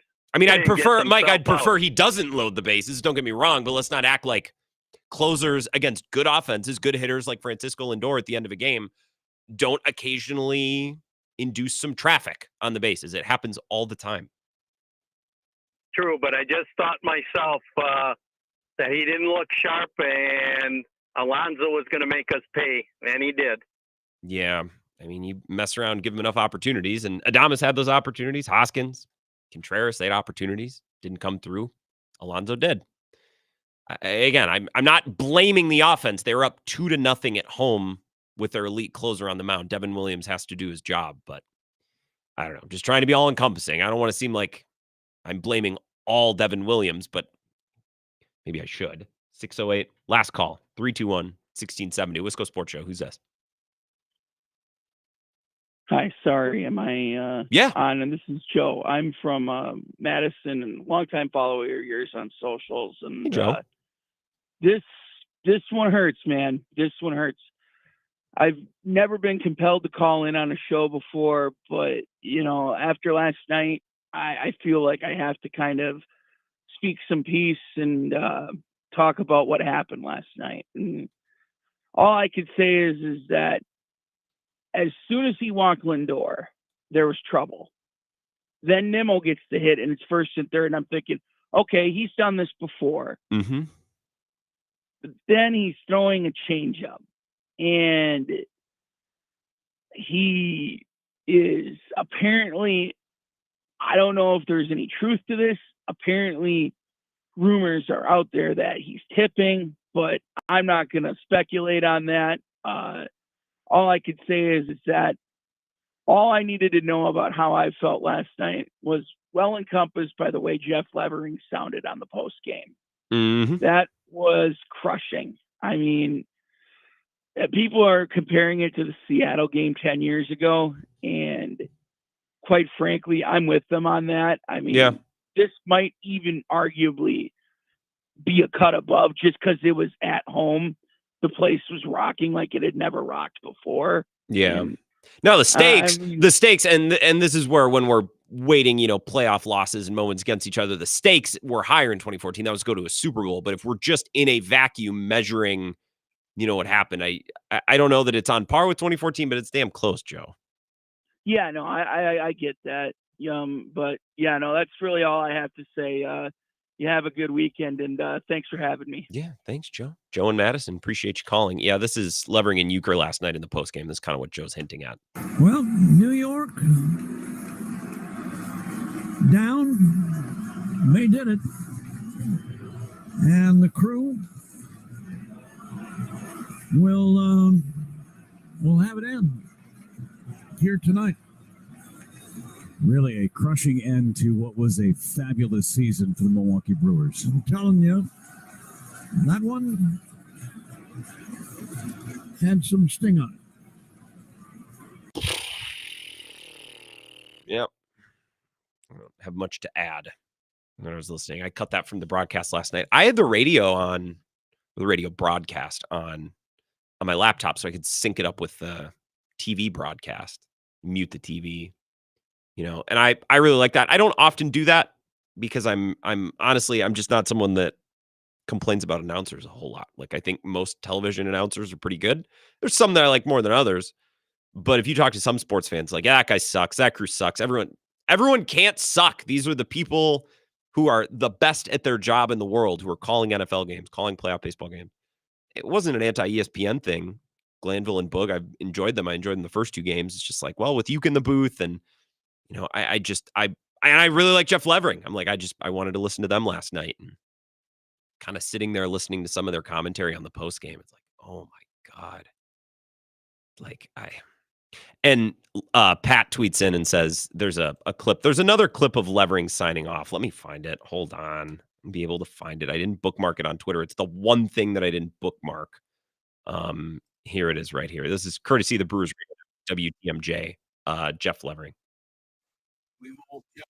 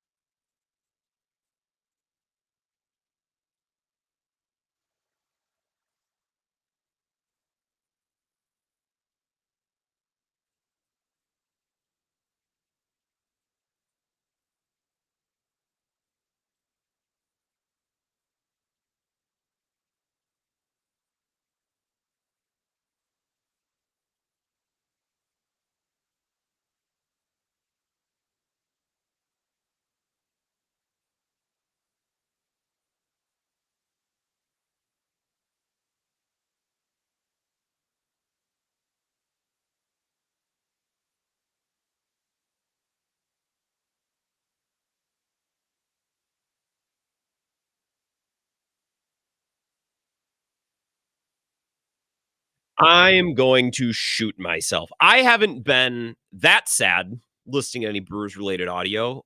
Let's see, the last time. Oh, last year. Not when they lost. When they lost in the playoffs last year, that felt like the sweet release of death. The Brandon Woodruff press conference. That was, listening to one of my other favorite Brewers faces crying. That was cool. I love doing this every year. It's a fun sport. It's a good sport. I love it. Can't wait to go to spring training. And I say that without an ounce of sarcasm. I will be there.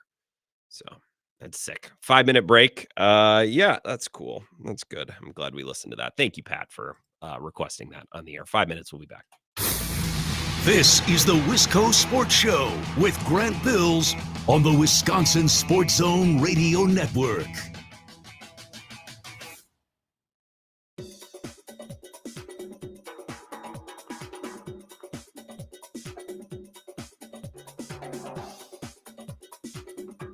The Wisco Sports Show will resume in 5 minutes.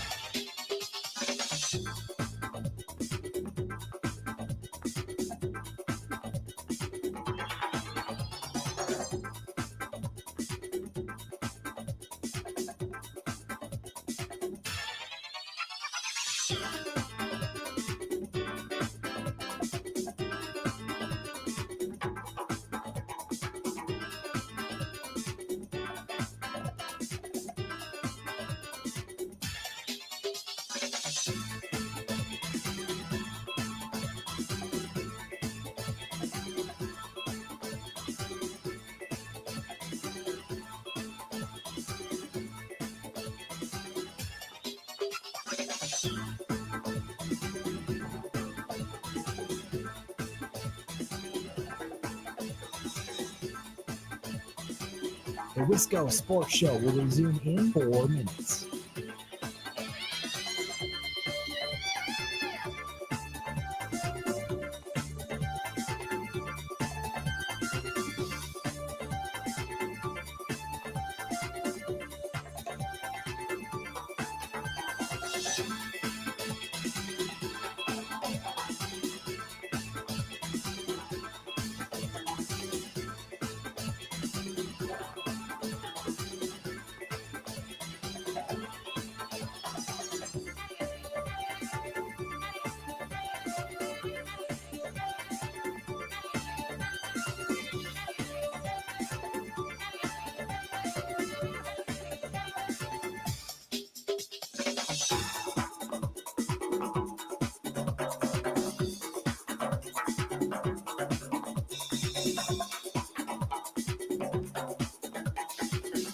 The Wisco Sports Show will resume in 3 minutes.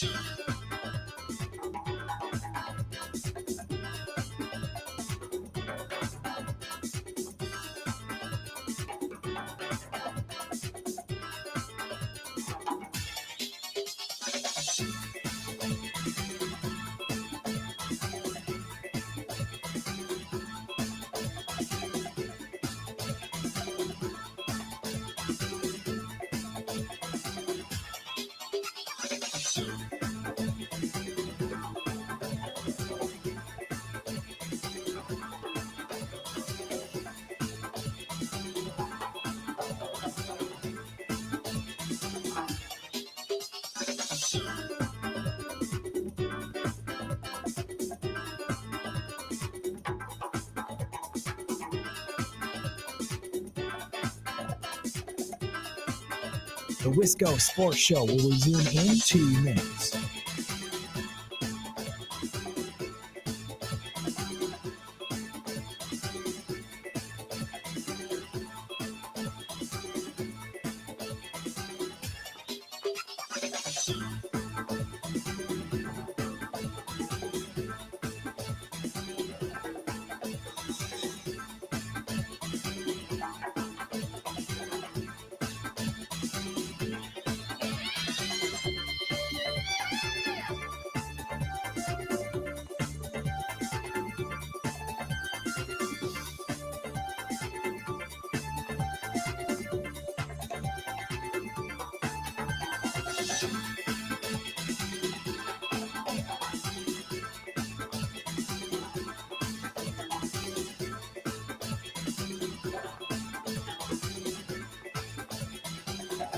The Wisco Sports Show will resume in 1 minute.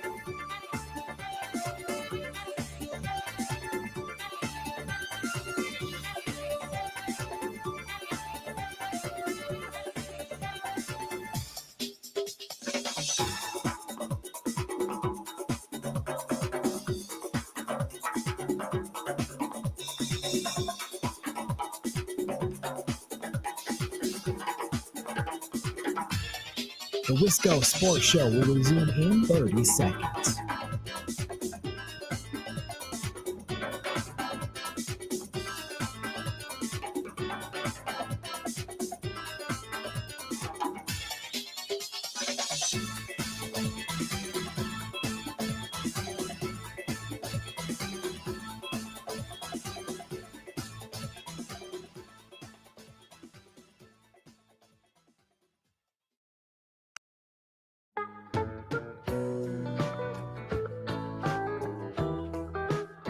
It's the Wisco Sports Show. Starting to wind down the week. Finn's up, by the way. It's Friday. Brewers losing last night. We've been reacting. Bobby in Menominee, 608-321-1670. Says, F, dude. Yeah, did you not hear the levering call? It's pretty bad. This one says, we were at the tap house earlier. Maybe get some fish later. Oh. Mitch and Madison told me he's going to Menominee for the weekend to visit some people. And I said, where are you going? He said, we were at the tap house. Tap house. What's the tap house? Why is that not clicking with me what that is? I would recommend a fish fry, though. Absolutely. Luke on the dirt roads texts in. Says, my 10 and 12-year-olds were huddled around the radio with a blanket over them, not to wake their younger brothers. And when Frelick sent that one to the moon, it didn't matter. The whole house was awake. I was looking my 12-year-old in the eyes, and he asked, isn't DW supposed to be really good? And then there are questions about Euchre. All I could think is welcome to Wisconsin Sportsdom. So yes. Also, no, I don't like lumping this. It's always what we do anytime. And I'm not putting this on you, Luke, because everyone's been doing this. It's what we do with human nature. But it's driving me a little nuts. Then anytime one of our teams loses in the playoffs, it's like, here we go again, another Wisconsin. And we start listing off all the playoff losses. It's like, no, don't put what the Packers and Bucks have done and the Badgers have done on the Brewers. And likewise, don't use all of the losses from the other teams as an excuse for the Brewers to do the same. Like, the Brewers did not blow that lead last night because they're a Wisconsin team or because, past failures of the Bucks or the Packers or the Badgers. Like, nah, it's on the players that played last night. One most notably. Again, I'm not trying to harp on that tonight, but I don't, what do you want me to tell you? They were up 2-0. Their closer was on the mound. He's got to slam the door. 608-321-1670 here from Pat Murphy in a sec. First to call, Wisco Sports Show. Who's this? Yeah, it's Darnell. Hey, Darnell. What's going on? Did you do it? Did you drop a podcast about last night's game? No, I did not. I was not in I was not in a place for that. I just went straight to bed. Like, I envy you. Absolutely straight to bed. Yeah, I don't blame you. I mean, if I had an option, I wouldn't be here right now. As much as I love doing this show and talking to you, Darnell, I wouldn't have left the house today if it was up to me. So I know where you're coming from. I was very much considering calling into work today, but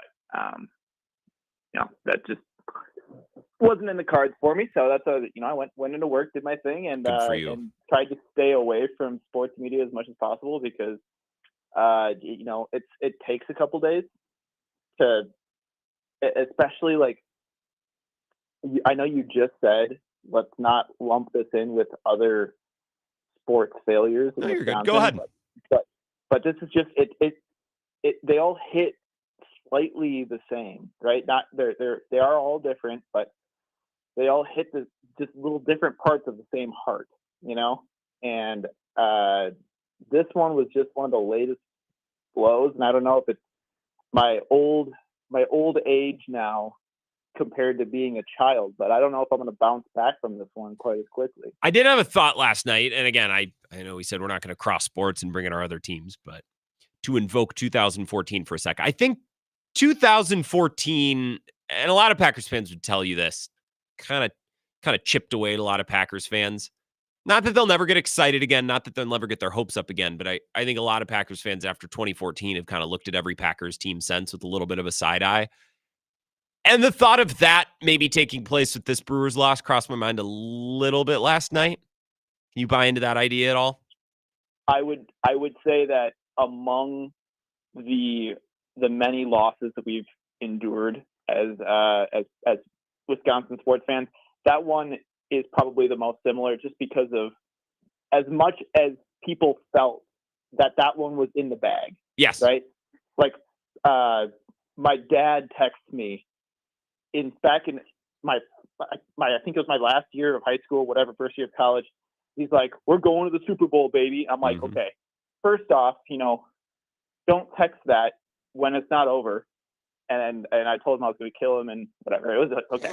That aside, yeah.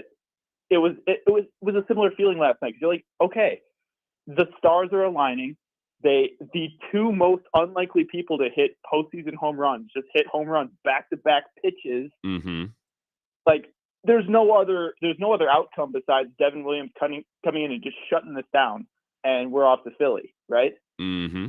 So that's where it was like, okay, this is about as big of a gut punch as you could possibly receive here. Because it felt like it was in your hand. Exactly. The palm of your hand. Exactly.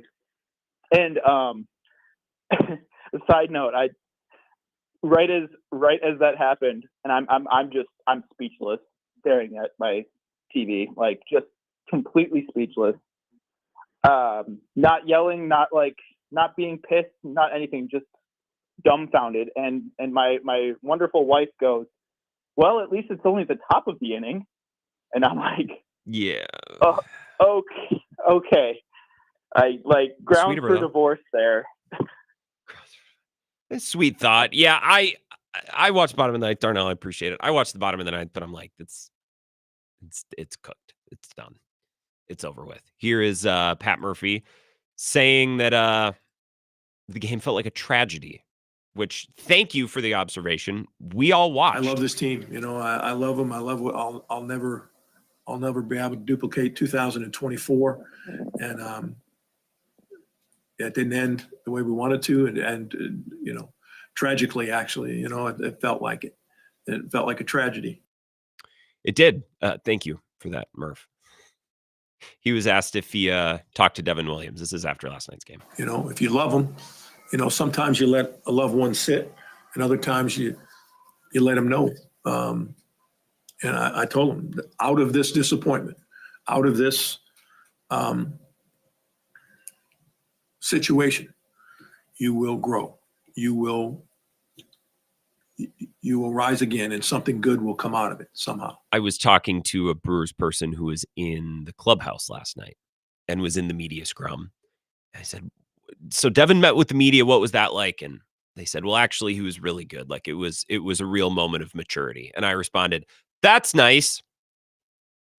I would have preferred the win to a moment of maturity, but I'm happy that Devin gets to personally evolve. I'm glad. That makes at least it's all for not for nothing.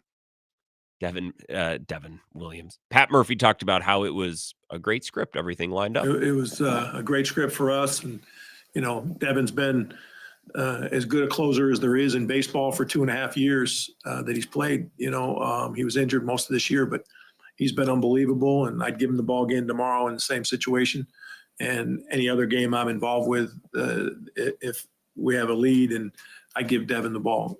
Even a playoff game? I mean, he's had 3 playoff appearances. 2 of them have gone very poorly. Small sample size, sure. I don't know. I'm coming around to the idea that you should reset your bullpen at the end of the year. Like your closer all season long doesn't necessarily have to be your closer in the postseason if they're not pitching the best. And by the way, I think even if you were to sit down and completely reevaluate the bullpen, I think Williams is probably still that guy. I also think with how he's looked the last 2 nights that Trevor McGill was shoving. Like if McGill closes that game yesterday, I think the Brewers probably win, but how would you ever be in that spot? You're going to put Devin's been great except for, 2 or 3 of his postseason appearances. Pat Murphy on the Brewers' early exits. Exits. Multiple, not just this year, multiple, 5 years in a row. Early exits out of the playoffs. I mean, there's not a lot of teams that go deep every year, so. There's some, though. We showed we're competitive, and teams do that. We had the 4th best record in baseball, and we didn't do anything to get ourselves out of the postseason, and the credit goes to the Mets. But if you want to emphasize that, that's your right to do whatever you'd like to emphasize. I'd like to emphasize the Brewers organization has been to the postseason 6 out of 7 years with not the biggest budget, and quite frankly, in a real small market. I don't need to hear that from the Brewers directly. That's for us to talk about. That's for members of the baseball media to talk about. I don't need Pat Murphy and Mark Attanasio pointing that out. We can compliment them for that. Baseball media people writ large can compliment them for that. People on MLB Network and ESPN, although ESPN doesn't care about baseball. That's not something that I need to hear Brewers management, Brewers ownership talking about. It's true. I'm not saying it's a lie. The Brewers do play in a small market. They do have a smaller budget, but did that matter last night? Did that matter in the 9th inning? No. And was the Mets team like really classically a big budget team? No, not really. They have an expensive player or 2, but other than Lindor, it's a lot of Brandon Nimmo for $20 million. Not that dissimilar for Ian Happ for 20. What is he, 25? Ian Happ might be 25, 28 million. There's no Ohtani and Betts and Freeman. It's not what we're dealing with here. Pat Murphy talks about what this team meant to him. Nobody expected us, look at the. Is that true, by the way? Brewers fans? Vegas, sure. Nationally, sure. Did you really expect this team to fall off the table this year? Because I didn't. I didn't know that I expected 90-plus wins, but I certainly didn't expect 75, 86 wins. Somewhere around there, maybe. Well, no one expected us to be here. What about you, though? What about you, Pat Murphy? What did you expect?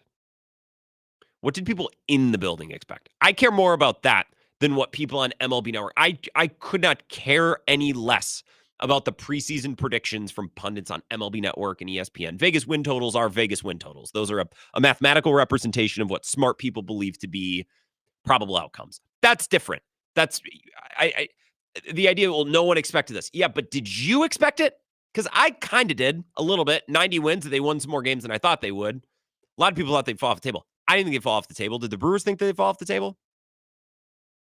So again, we can talk about outside expectations. We can talk about market size. I don't really need to hear that from the manager of my baseball team. Nobody expected us, look at once we traded Corbin, look at the prognosticators, what they said, right? They predicted a 4th and 5th place, and these guys rose to the occasion and basically went wire to wire, basically went late April till September in first place. And in the meantime, we lost maybe our best offensive player in Yelich, and lost other starting pitchers along the way. And, again and again, and the adversity, they just kept winning.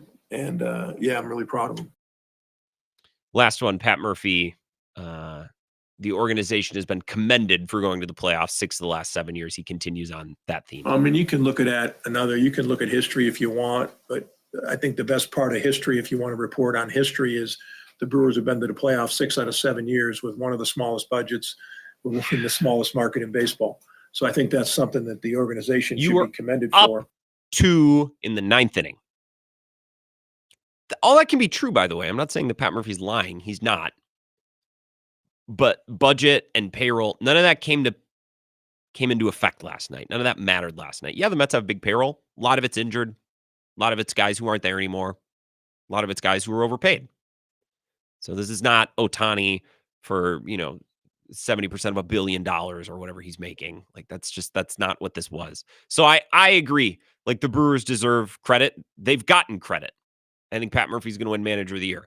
I would have liked to win one playoff series, and I don't necessarily think that that's asking the impossible. One call, then we'll take a break. 608-321-1670. Wisco Sports Show. Who's this? Eric on I-90. I knew it, Eric. Happy Friday. Happy Friday, Grant. When I'm feeling down, what I do is I go to the district. Once I drop off that interstate in either Bangor or West Salem, head down through them coulees, everything's better. This is true. I'm excited for my drive home tonight. I'm very excited to not be at work. And the next 10 minutes of the show, I love it. I'm here, but I'm just excited to not have to engage with this material anymore for 48 hours. All right, you're going to go to the district, though, aren't you, this weekend? Next weekend. Oh, I thought we had it next weekend. Well, which I'll need it. I'm glad now my weekend in the district won't be ruined by a Brewers loss. No, you can't. Nothing like that will ruin it. It's just a day to be sad. Sometimes you just got to be sad, and then next week you can talk about what's going to happen in the future, and it's the Brewers are a perennial. Next spring there's going to be a little bud, and it'll be growing again. The Brewers was just the 2024 season is gone, and it was a good season. That's it was. You'll see that on Monday, Grant. No, that could be true. It can be a good season, even with the way that they lost last night. It's just it's pretty tough for me to talk about the future. It's pretty tough for me to pat the Brewers on the back too much when you had it. It was in your hand. It was right there. If they lose 6-0 last night, it's whatever. But they were 3 outs away. I get it. Yep. You have a good weekend, Grant. You as well, Eric. A brief call. Very effective, though. Appreciate it. Let's take a 3-minute break. We'll wrap up the Wisco Sports Show. Jimmy Buffett next. This is the Wisco Sports Show with Grant Bills on the Wisconsin Sports Zone Radio Network.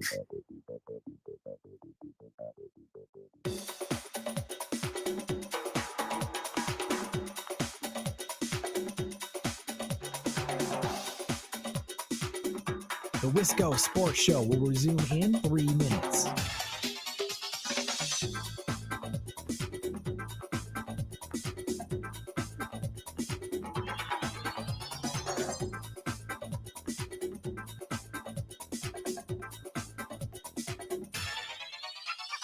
The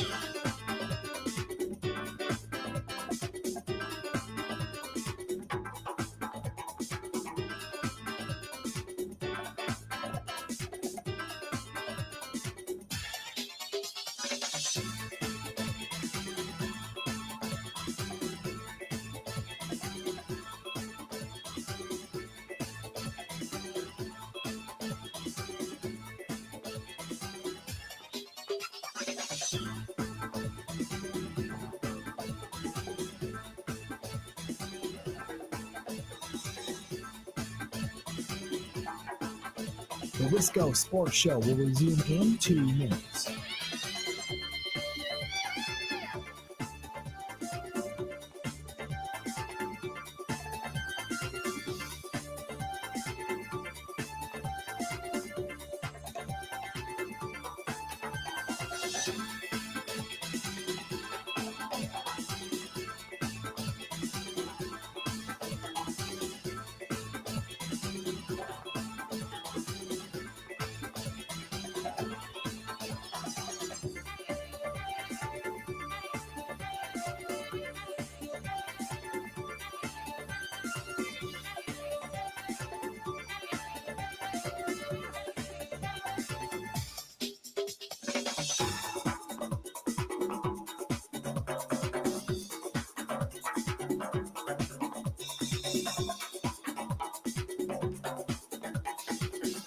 The Wisco Sports Show will resume in 1 minute.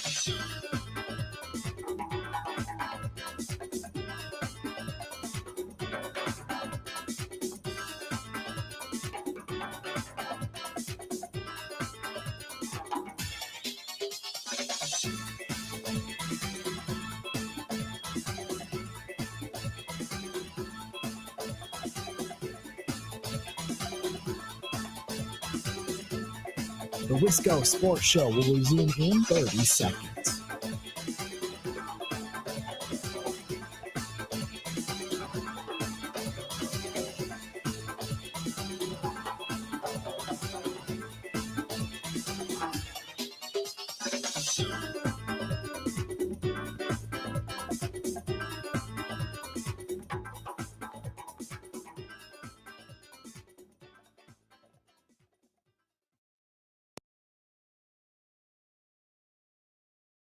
Not only going out to Wisconsin and the great Midwest, we're going around the world tonight, Parrot Head.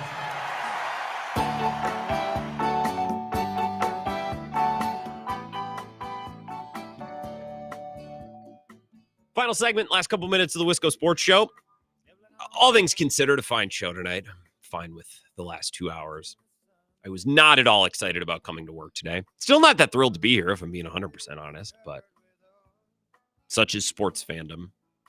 I'm glad that tomorrow's Saturday. It would have sucked if this loss would have happened on like a Tuesday night or a Monday night. It's like, oh, the rest of the week. At least that's not the case. Silver lining, I guess. I'm having a little bit of a difficult time sinking my teeth into, well, it's a young team. Future's bright. Yeah. They're also going to lose the NL leader in RBIs off of the team. They're going to lose their closer, which, I mean, I'm not going to cry myself to sleep thinking about that after what happened last night, after I cried myself to sleep last night. I didn't, but you get my point. Not that there's anything wrong with crying. I just didn't. I'm having a hard time. You were 2 outs away from advancing, and you blew it. So I have a really difficult time in that moment, or today's moment, being like, well, next year it'll be even. Yeah, but that's like 3 months away, and then another 6 months away. Pitchers and catchers report, what, like 130 days from now? Something like that. And also, no disrespect, but to everyone who's like, hey, Brewers fans, don't be bummed. Bucks basketball starts in like 2 weeks. I'm like, oh, great. Yeah, because that team's been so great to us the last 3 years. Oh my God. Because that team's brought me so much joy. Yeah, they won a title in 2021. Forever grateful for that. And I'll never take that away from them. Nor should anyone take that away from them. I just from one first round team to the next, we go to the Bucks in 2 weeks. And also, the NBA is just not appealing to me right now. It's not a Bucks problem. That's an NBA problem. Like, there's just no excitement. There's no appeal, which is insane considering our team has Giannis and Dame Lillard on it. It's just, that is bananas to me. And that's an NBA problem. It's not a Bucks problem. I don't know. Maybe there's too many games. Maybe start too early. I don't know. Starting it during football season is difficult. That's, I don't know. I'm having a difficult time getting there, especially just how baseball season ended. I don't know that I'm going to watch a lot of baseball the rest of the postseason. We'll see. Probably hate watch the Mets. It sounds fun. So I'll watch the Phillies. I enjoy the Phillies. I like watching the Phillies. And the Dodgers with Shohei Ohtani, the Padres, that's probably going to be a good series. I'd like to be able to tell you today, well, I'm not going to watch a single minute the rest of the postseason. Yeah, but I'm gonna. I'm also excited. Wisconsin-Purdue tomorrow should be a fascinating case study. Wisconsin hasn't lost to Purdue in what, 23 years? Getting close to 25 years? The response, if the Badgers lose tomorrow, will be, como se dice, strong. Very strong. So turn on those tweet notifications for Badger alumni, former Badgers players. Could get wild tomorrow. Or the Badgers could get a win. Either thing will be interesting. Either thing will be entertaining. I'd prefer they just get the win. But if they lose, well, it's going to be a little bit stronger than it was against Bama, considering, it's Purdue. It's not USC. It's not Bama. It's Purdue. So that's worth considering as we go into tomorrow. And it's at 11. I like 11 a.m. games, personally. So the Red Zone Tailgate will be tomorrow starting at 8, 9? I think 9, actually. 9, 2 hours before kick. So you can go find Ebo at the Red Zone tomorrow. WOZ on our Madison listeners on the Zone, the rest of you. If you're in town, you can go too. It's not just for Zone listeners. Have an awesome weekend. Enjoy the Packers game on Sunday. I look forward to talking about it on Monday at 4. Thanks for listening. What can we say? Thank you all very much. You sure make a bar from this.